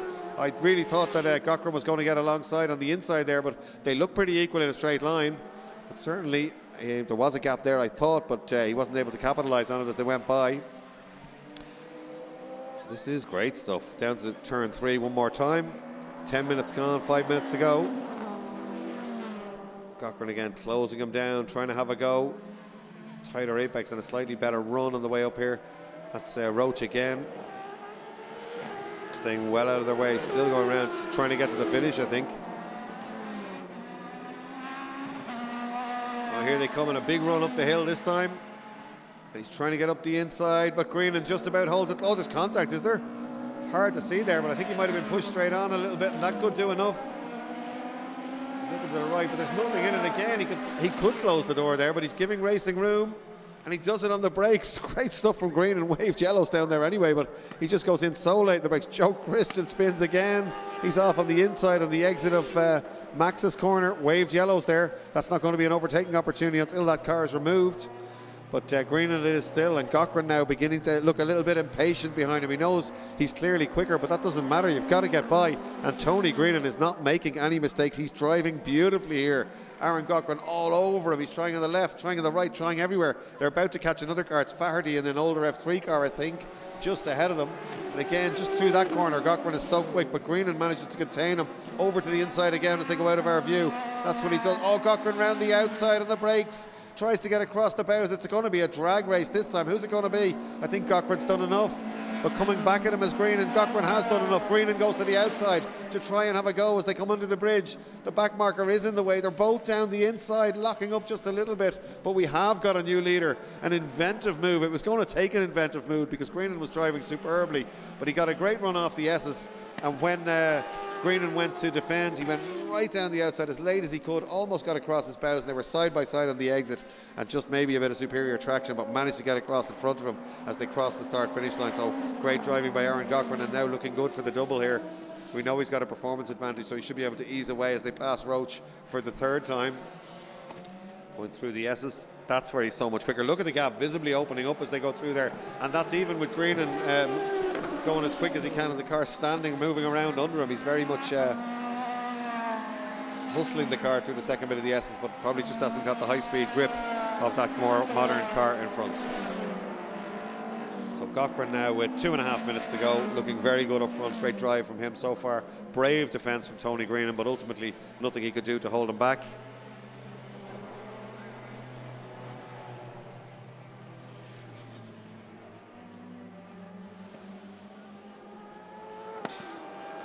Another lap to run after this one, I feel. That's a sideways Robinson they're closing in on now. Noel Robinson, they're going to lap the 4th place man in this one. You see him just drifting the car up out of turn 3. Here comes Cochran to the left and to the right. Oh, Robinson not ceding that one too much, but certainly Cochran getting down the inside of the brakes, getting the job done.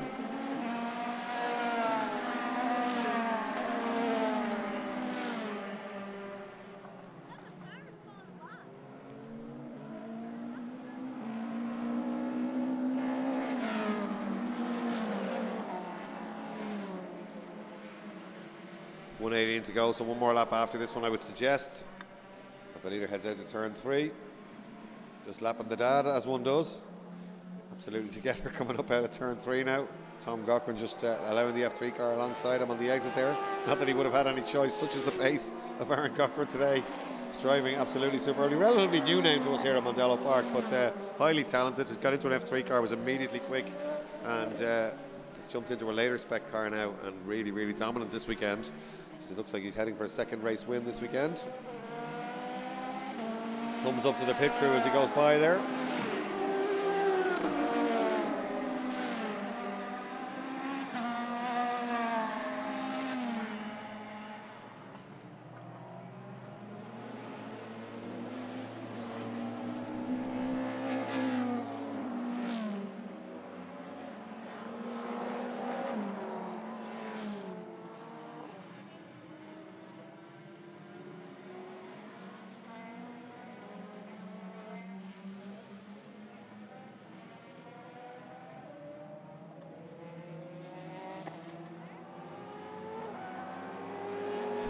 Checker flag is being prepared. Leader's already up at the final corner. It's going to be 2 out of 2 for Aaron Cochran. He'll be delighted with this. We saw how happy he was after his race 1 win. There he is, finger in the air again and pumping the fist as he crosses the line. A great win for Aaron Cochran, really using his head and racecraft there, and a brilliant drive too by Tony Greenan to hold him back for so long. Really, really was impressive stuff. Greenan doing nicely there, but Aaron Cochran, nothing stopping him, charging up to take the lead and crossing the line 4 seconds ahead of Tony Greenan. Tom Cochran takes 3rd place, joins Aaron on the podium. Then it's Noel Robinson, Daniel Faherty,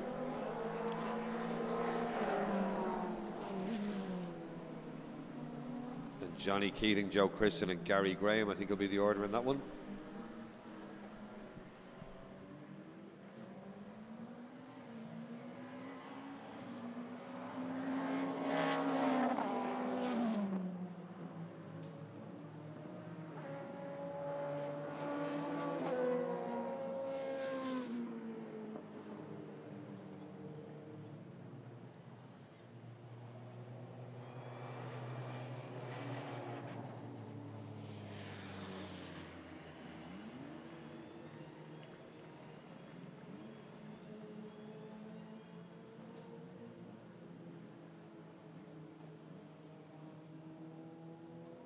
So there's your official results. Aaron Cochran takes the win, a fine win it was too. Then Tony Greenan, then Tom Cochran, Noel Robinson, Daniel Faherty, Johnny Keating, Joe Christian, Gary Graham, Michael Roach and Colm Hines. So our next race will be back to the Irish Legends for their 3rd race of the weekend.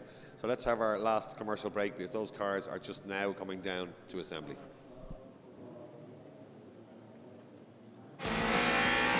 Well, we've only just announced it, but everybody is talking about this car behind me. It's the Junior Mini Challenge for the ICCR here at Mondello Park. An exciting new saloon car series from 14 to 17-year-old drivers. Lift off, oversteer, bumper to bumper racing. We're going to have it all this year at Mondello Park. It's the new Junior Mini Challenge.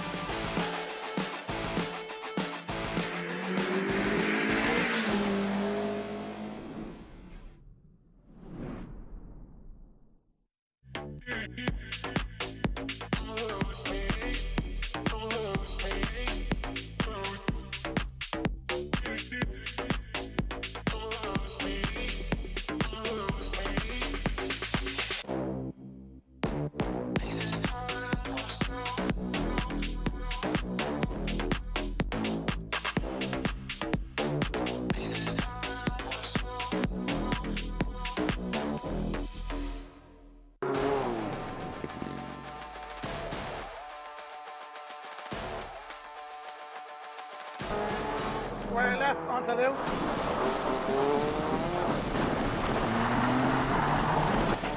Yeah, that's good. Good drive. Keep going.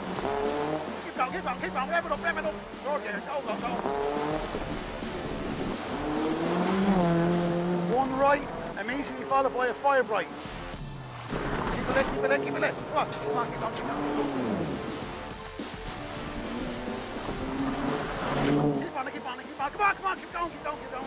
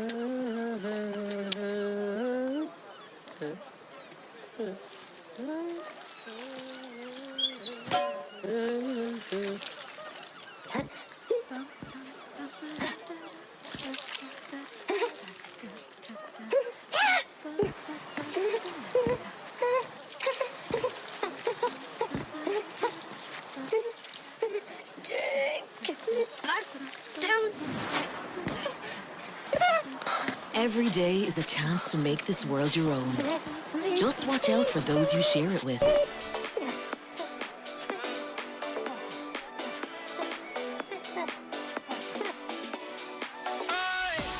My world, my station, my music.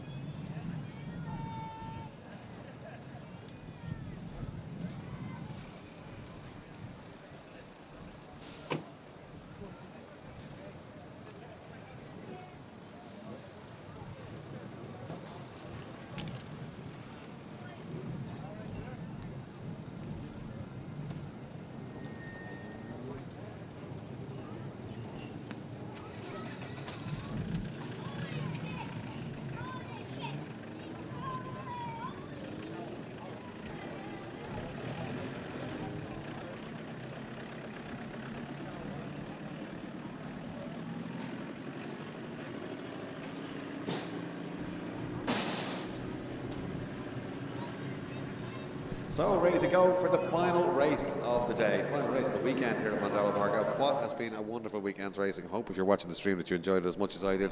I suspect you did. We've had Dave Maguire and others. Damien Burke, who said he's watching from Costa del Hill of Allen, so he's not too far from us actually here at Mondello Park. He could probably watch with no sound and hear us because we can see the Hill of Allen from the top of the tower here at Mondello Park. So great to hear from you, Damien, Dave Maguire and everybody else who's messages, lots of messages in today. Great to see it. So, the Irish Legends have their last race of the weekend. And just to entertain you, well, not really just to entertain you, it's the way they work it, but they put Robert Barrable right at the back. So that will be worth watching. It's probably your ultimate Legends grid because right at the back, not just Rob Barrable, Greg Richardson, Jeff Richardson and Rob Barrable are all They're first, second and third last in this one, 13th, 14th and 15th. So Colin Hamill will lead us across the line with Gary Humphries alongside. Then Lee Malone and Declan Burke. Then Seamus Ryan and Kieran Bergen. Richard Spence and Anthony Malone. Then Derek Hogan, Scott Jackson, David Yamamoto, Gordon Brown, Greg Richardson, and on the back row of the grid, Jeff Richardson and Robert Barrable. So who's going to win this one? Place your bets. Could be anyone, but don't be surprised if it's one of those last three cars.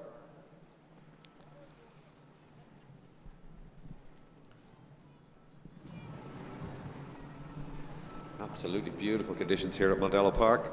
Great to see such a wonderful crowd here. A lot of people in the grandstand and around the edges of the track, actually, up around the final corner. A lot of people there earlier on and down at turn one. So we also have the Sprint and Hill Climb Championship running on the external, the international loop here. Great to have them here. They have an annual event here, and nobody knows how to socialise like the Sprint and Hill Climb people. They love their sport, but they've got a great community, and they were here last night. The bar was open. They had a barbecue on, and a lot of them stayed at the circuit in campers. There they are, just at the top of the screen, just as I mentioned. They're still there, just finishing their final runs and clearing up the track, but they've had a great time here all weekend, and they're very, very welcome here at Mondello Park. It's great to have them as the legends head up towards Southside Motor Factories Corner to start the final race of the weekend for round 3 of the Digital Motorsports ICCR. As we said, the 3 cars to watch are the 3 at the back. I'm not suggesting there aren't any potential winners here bar them, but they will certainly give us entertainment. 24 is Greg Richardson, 1 is Jeff Richardson, and 22 is Robert Barrable.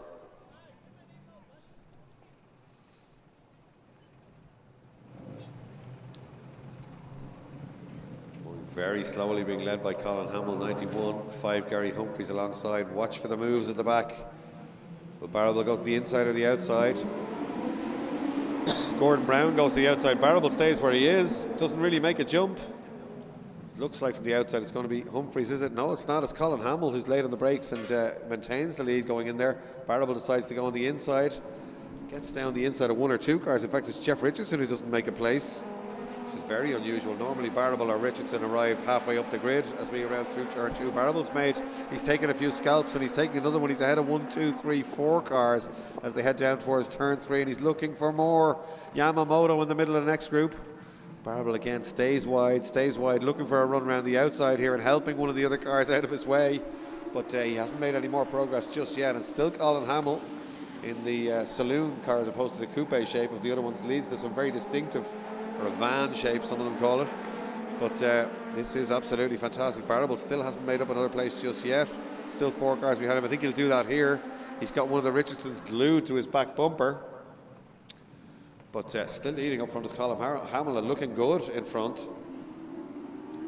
It's great stuff. 1, 2. Yamamoto is the first to arrive of that group, I think. First of the guys from the back. Richardson coming through. Greg, that is, I think. Derek Hogan in there too in the Pink Panther. Easily spotted, as indeed is Barrable's car number 22.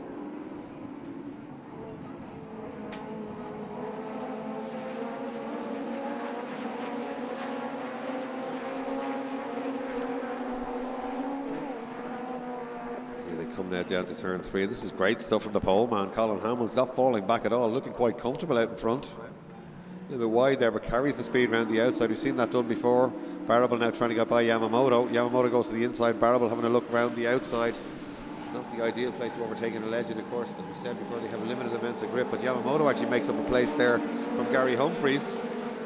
Barrable tries to sit around the outside of Humphries and manages it right round the outside. Barrable's taken 3 places inside that final lap, but 91 still leads. Colin Hamill driving beautifully out front. Greg Richardson is moving in on this group though, I think. Is he 3rd or 4th? He's 3rd as they go by. He's going to be 2nd now. Barrable will be well aware of that. And Barrable has Jeff Richardson right on his bumper now because he's come through behind him.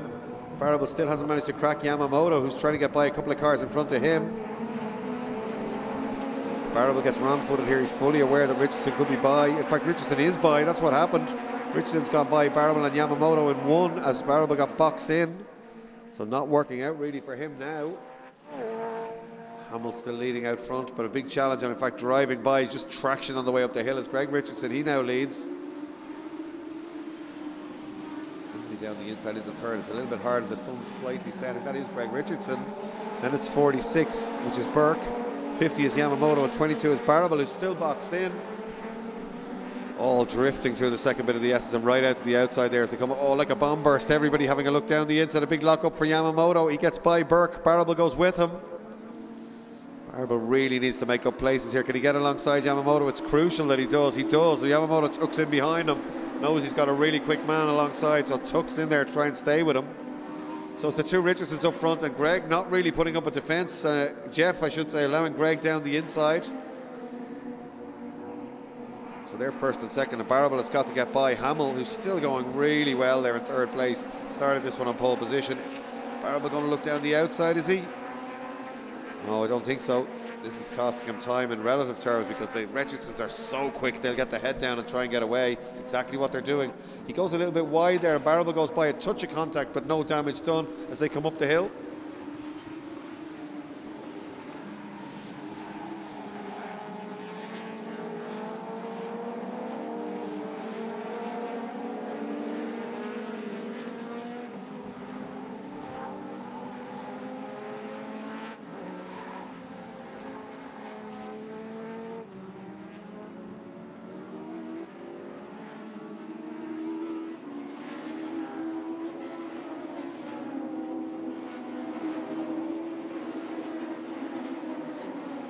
Jeff Richardson, Greg Richardson and Rob Parable now. Oh no, 91 in the tyres. That's such a shame.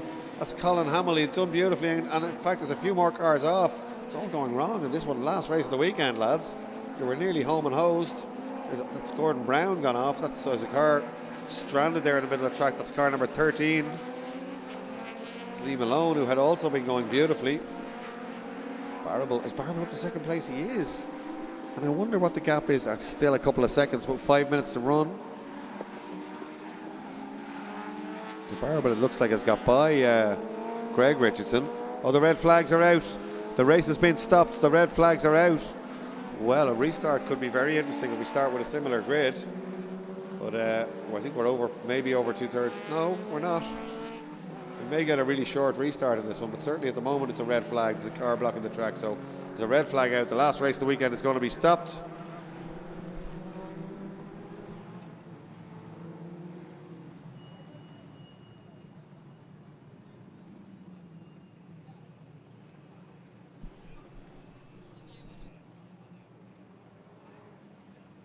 So they're coming to, let's have a look at what happened down into turn one now, a replay.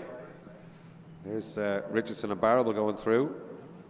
Let's have a look. There's going to be some sort of a territorial dispute. Oh, it's a big lunge. And up over the back of him, it's Gordon Brown.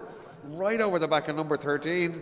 But just misjudged that one a little bit. And that Lee Malone just turned in. Misunderstanding there between, I don't think he was aiming for him. He thought he was going to outbrake him down into turn one. Well done to the team for catching that one. And great to be able to watch it back. But yeah, right up over the top of him. A little bit of two-wheeling and back down. So let's hope we get a restart here. We love a bit of entertainment on the live stream, and this will give us entertainment because what a drive by the two Richardsons and Rob Parable in that race to go all the way from the back to the front. And if we get a restart, that's where they'll start. Here's another replay. Oh, David Yamamoto spun, and that's what wrong-footed wrong-footed our early leader. So all the action happened inside a lap there. Here we go. Let's watch this again as they come up towards Southside Motor Factory's corner. Oh, it's a little bit of help. He didn't spin. He was helped a little bit, wasn't he, Yamamoto? He was. Yeah, that was Colin Hamill into the back of him. And actually, it put himself, it just upset the two cars. They didn't get it stopped. So 91 right in there. But 13 there, getting some great coverage for his sponsors, isn't he? Is that LH Builders, Copeland, Coppersmiths on the side of that car too? Yeah, if you want to park it down at turn one, T-Metal on that. I may be last and not fast, but living the dream. Well, you're not living the dream parked in the gravel, but you're not last either, because he led really well, didn't he, early on, that car from pole position, and he looked very, very confident, wasn't rattled at all. A bit like young Keane O'Brien in the Fiesta STs. It's great when you see somebody like that and they're not rattled when all the big names are coming up trying to get by them. So fantastic stuff. And the legends, nobody hurt at all, and they're just trying to get those cars back out of the wall. There's one already moved in, the other one will be moved shortly, and I believe we will go back racing. So a really short sprint race for the legends to finish off our weekend here at Mondello Park. Remember, next month at Mondello Park is the Carol Nash Historic Festival, and it's going to be a reunion, it's going to be a social event, there's going to be some fantastic racing. We've got some of the cars in the museum demoed on track. We've got the chain-driven pre-war Fraser Nash guys coming over from England, loads of them. We've got some other cars. We've got some Irish historic cars that have been restored and will be debuted at the meeting. The HRCA are racing, the Future Classics are racing, the Pre-55s will be racing, but very much a social event, so get your flat cap and all your bits and pieces and period dress and come down to that one. We've invited a lot of former racers and former people that were involved in Mondello Park down here, and we're all very, very, very much looking forward to it here at Mondello Park. It's the middle weekend in August. So the Carol Nash Mondello Park Festival. MondelloPark.ie to give you more information on that one, of course. And don't forget, if you want to come down and drive a car at Mondello Park, we'd love to have you. You can drive single-seaters, you can drive BMW M cars, you can drive Porsche Caymans, you can drive a Ferrari car, paddle shift Ferrari 430. Pretty much anything you want. MondelloPark.ie. If you've got a company, we love having corporates down here, and we're really, really busy with corporate entertainment at the moment, but do let us know if you'd like to come down here. Great to see Mondello Park looking so well as well. Great thanks to the operations team this weekend. They've been cutting grass and painting curbs. They might as well start painting the curbs again tomorrow morning because they've been used by everybody this weekend. We've had a lot of great racing all weekend, and really, really good to see that the teams and the classes have put on a great show for us all weekend. Very, very enjoyable stuff from the Irish Championship Circuit Racing, the ICCR, here at Mondello Park. And thanks again to the Beacon Hospital Health Check for teaming up with us and for allowing us to stream this event live. It really is great, and the quality of the stream has improved so much, and the direction and production, and it really is state-of-the-art stuff now. A lot of robotized cameras being used, and again, close up on that shot I may be last and not fast, but living the dream. Well, you weren't last, certainly up the front for quite a bit of that one, but great entertainment. So we're going to have a restart, and we're going to have a 5-minute race, exactly what I want. This will be good. A 5-minute race with the quick boys up the front. Who's it going to be? Who would you put your money on? Is it going to be number 1, the Mount Merion cars of the champion, Jeff Richardson? Is it going to be the Michael Barrable MB Motors car, number 22, of Rob Barrable? The Stillorgan Motor Company car, Jeff Richardson? Hard to make a call on that one. 46 Burke will be in there too. Let's see what way they're going to grid them up. They've got a new grid, obviously.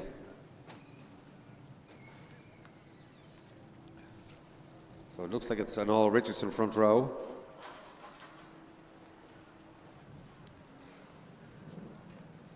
Let's wait and see.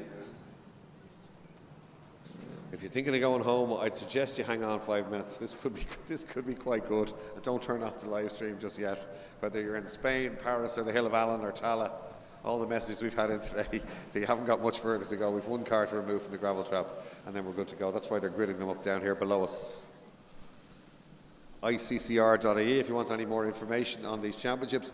ICCR.ie, click on classes, and that will bring you to a page for each of the classes, which will give you a little bit of information, a link to probably championship standings and also technical regulations, and a button on how to get started, how to get your license, and how to sort all that stuff out. So yeah, glorious weather here at Mondello Park. If anything, it's getting a little bit warmer than it was already.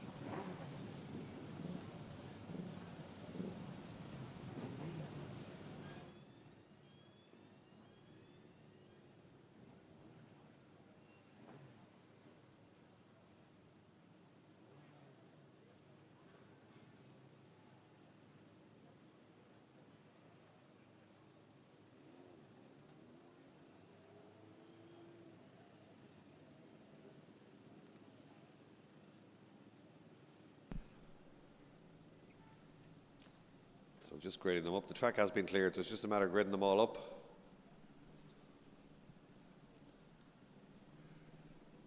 There we go. There's that incident again, and there was a gap down the inside, but yeah, I'm not sure if he was spotted or it was a little bit over ambitious. Certainly a territorial dispute. I don't think it was malicious at all. It's a shame. But Gordon Brown's car, is he back on the grid? Let's have a look. He is back on the grid. Gordon Brown's been driving really well all weekend. Some great late braking manoeuvres. Pity that one went wrong for him, but his car is fine and he is back on the grid. So we should be back racing in just a couple of minutes' time.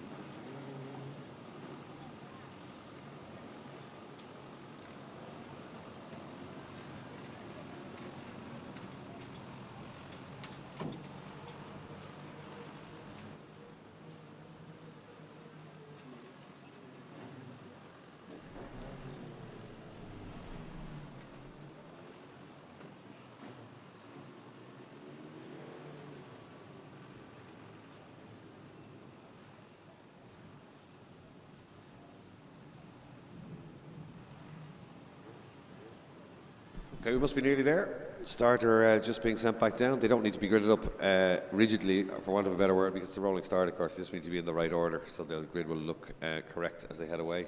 BMW Ireland safety car is getting ready to go. Deco Nolan for his last run of the weekend, hopefully. Flashing lights are on. The window's down there. I'm sure he has the aircon and the radio and everything on the M3. He's probably the most comfortable man in the paddock there. Thumbs up, indeed he is. Great stuff. So, yeah, Fergus Brown just having a chat. Rob Barrable pointed towards, I think he feels he should be on the front row. But let's wait and see.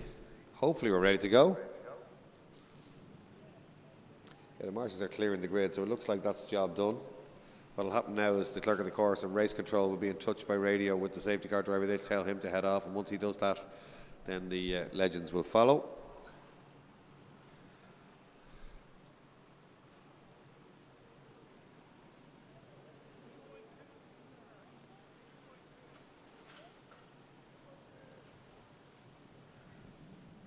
Okay, well, my timing screen is showing me 5 minutes to go, so it looks like a 5-minute race.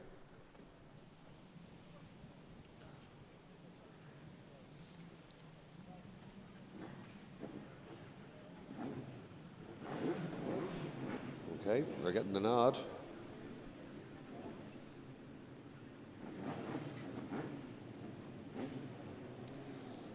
Fergus Brennan climbing the rostrum. He's got the green flag there. Once he waves that, we should be good to go. There's the green flag.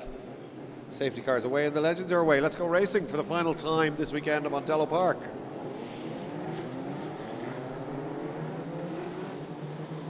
Away they go, and the grid is Greg Richardson and Jeff Richardson, as you can see on the front row. Then Rob Barrable, Colin Hamill, David Yamamoto, Declan Burke, Gordon Brown, Gary Humphreys, Derek Hogan, Richard Spence, Scott Jackson, Kieran Bergen, Anthony Malone, Lee Malone and Seamus Ryan. So we know the routine at this stage. Rolling start. They follow the BMW Ireland safety car round with the flashing light. When the flashing light turns off, it's time to go racing. So the safety car will peel off into the pit lane. The cars will stay in grid formation and they will head down towards the start-finish line. The lights will change and we'll go racing. The clock will start and we'll get 5 minutes. So last sprint of the day. Is it going to be the Richardsons? Is it going to be Rob Barrable? Will there be tactics involved? We'll have to wait and see. Coming down into the S's now, the BMW safety car keeping the speed down to keep them bunched up so that the safety clerk of the course will be happy enough with the situation.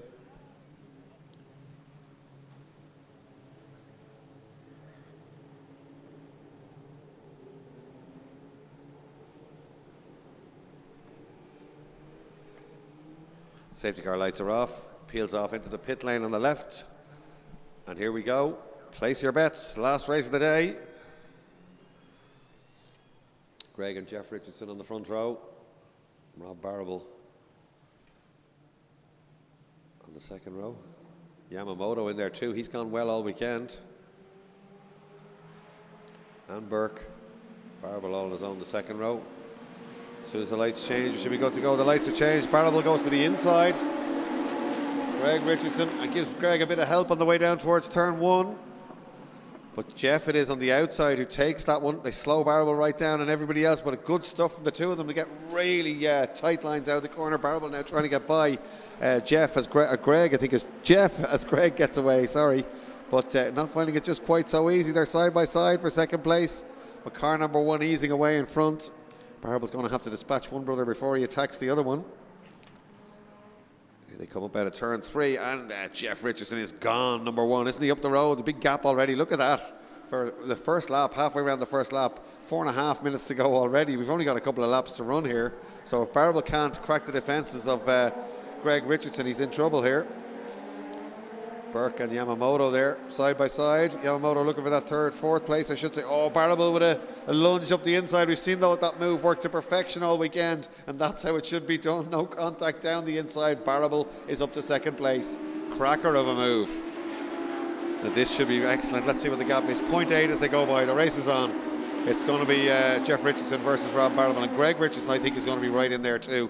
We've just got 3 minutes 46 seconds to go, so just a couple of laps in this one. This is cracking. We couldn't write a script a whole lot better than this. The Irish legends absolutely performing beautifully there. Declan Burke going nicely, and Scott Jackson too in this one.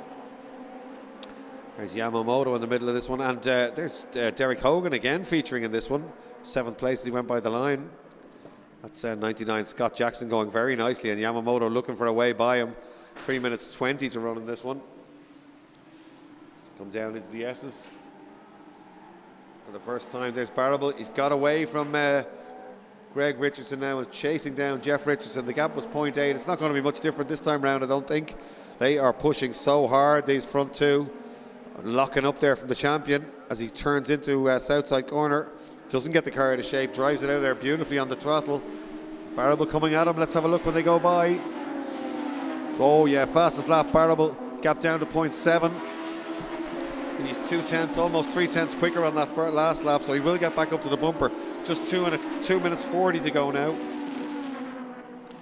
Barrable looking very strong here, but as we've said all day at Mondello Park, catching is one thing and getting by is another, but these guys will really have a go. 2 highly talented drivers out front, and they are going to go at it now, make no mistake. 1 is Jeff Richardson, he's the champion from last year. 22 is Rob Barrable, guesting in his brother Peter's car. The Barrables will be loving this one from the paddock. They're having their barbecue down below us here. He'll be disturbing their barbecue here, so they're going to have to stop cooking and eating and have a quick look across the fence to see how Rob's getting on. He's getting on quite well, and piling the pressure now on Jeff Richardson. They're almost together as they both come out of the S's, both drifting the car beautifully out to the curbs. This time he has to defend. Rob with the car moving around under him. We've seen that all weekend.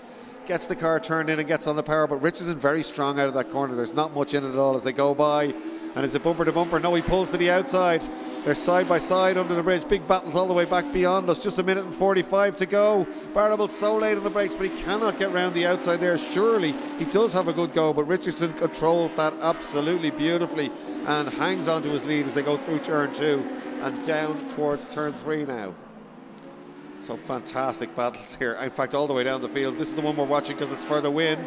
Down to turn 3. Richardson there beginning to defend heavily now as Barrable motors up to his back bumper once again. They both get a good run up out of turn 3. A little bit sideways. There's no point in preserving tyres here. It's flat to the boards for these last number of laps. This is probably going on to the last lap, I would suspect, as they come around the S's. Through the left-hander, through the right-hander. Barrable hasn't been able to do anything just yet. He's got to run this time though as they way up the... Richardson senses it and stays to the inside on the way out of the S. He knew Barrable was coming at him, so he defends. Barrable again back to the inside, this time bumper to bumper at the apex, trying to get up the inside. Gets a great run. Will he get alongside a bit earlier this time? I think he will. As they come by us, Barrable on the outside, Richardson on the inside. Door handle to door handle as they go by. This is great stuff. and Barrable again is later on the brakes, but he can't get it turned in, and he's locking the backs just a little bit, perhaps a little bit too much there. It's working for him. He gets it stopped, gets turned in, and gets a great exit though.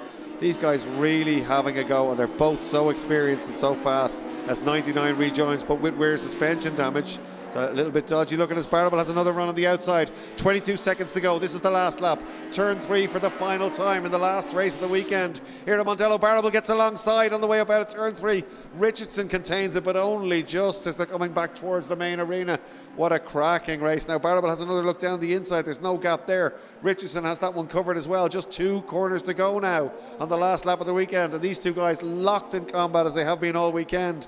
Barrable now, can he have a stab down the inside? He's surely thinking of it.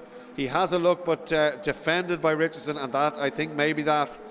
Can Barrable get a better run? He might do on the way out in the drag race to the flag. He does. He's slightly quicker. Richardson covers the outside. Barrable goes to the inside. Who's it going to be? Oh, it's very close. I'm just going to check the monitor because I couldn't split them. Oh, it's Richardson by 3 hundredths of a second. Richardson just takes that one. 3 hundredths of a second. Richardson just holding off Rob Barrable.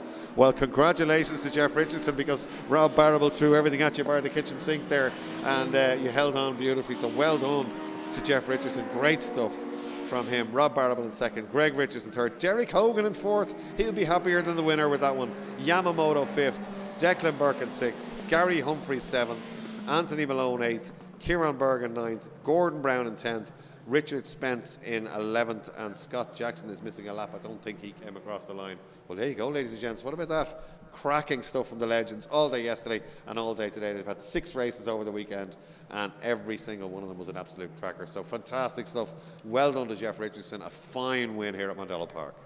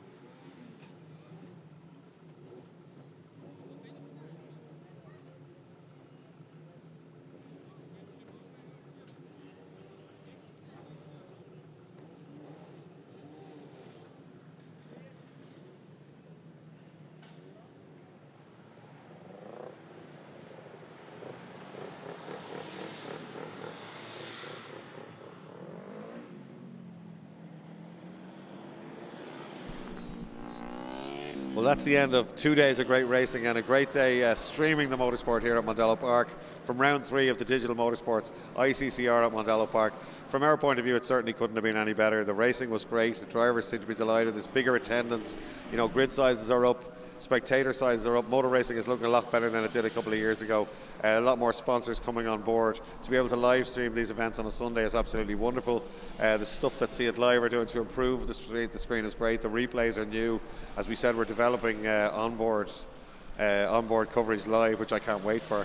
The championships seem to perk up on the drivers because they all performed so well. The racing has been fantastic. I certainly enjoyed it. It makes my job so much easier when the racing is as good as it was today at Mondello Park. Great to have Formula V's, the Selco Formula V's on the live stream for the first time. The tin tops were absolutely fantastic, as we'd expect, and the boss cars just so quick. As for the legends, you saw what happened there. Great racing the whole time. Thank you for joining us. If you messaged us in, as many people did today, thank you. I'm glad you're enjoying the coverage. It's great to be involved. Thanks to the Beacon Health Check for coming on board and helping us and allowing us to stream these events to you in your homes and indeed across Europe if you're on holidays, as plenty of people were today.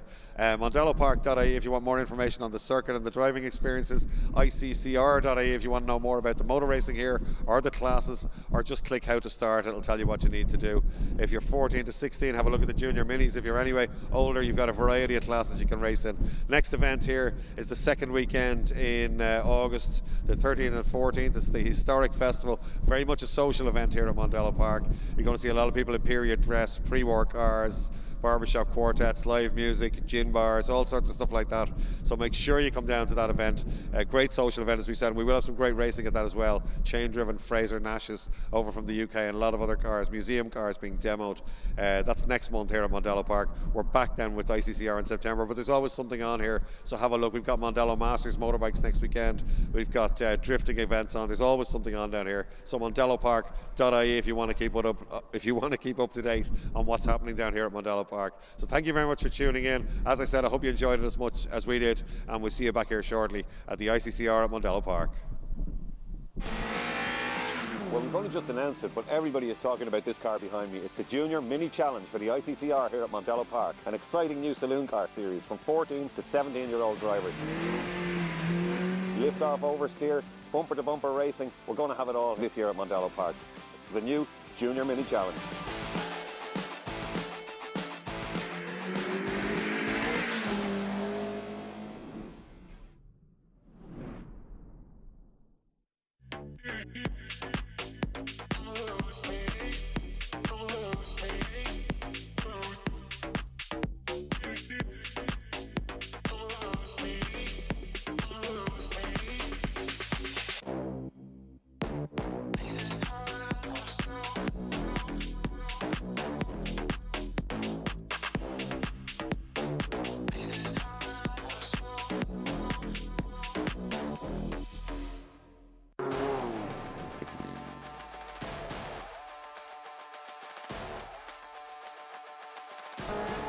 Square left onto loose.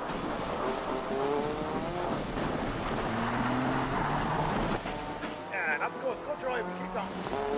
Keep going, keep going, keep going. Rev it up, rev it up. George, go, go, go. One right, immediately followed by a 5 right. Keep it left, keep it left, keep it left. Come on, keep on, keep on, keep on. Keep on, keep on, keep on. Come on, come on, keep going, keep going, keep going.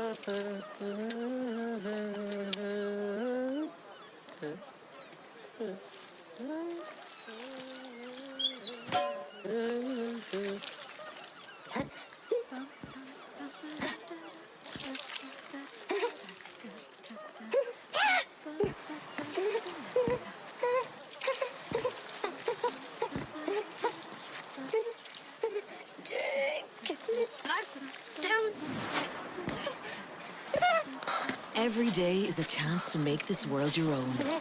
Just watch out for those you share it with.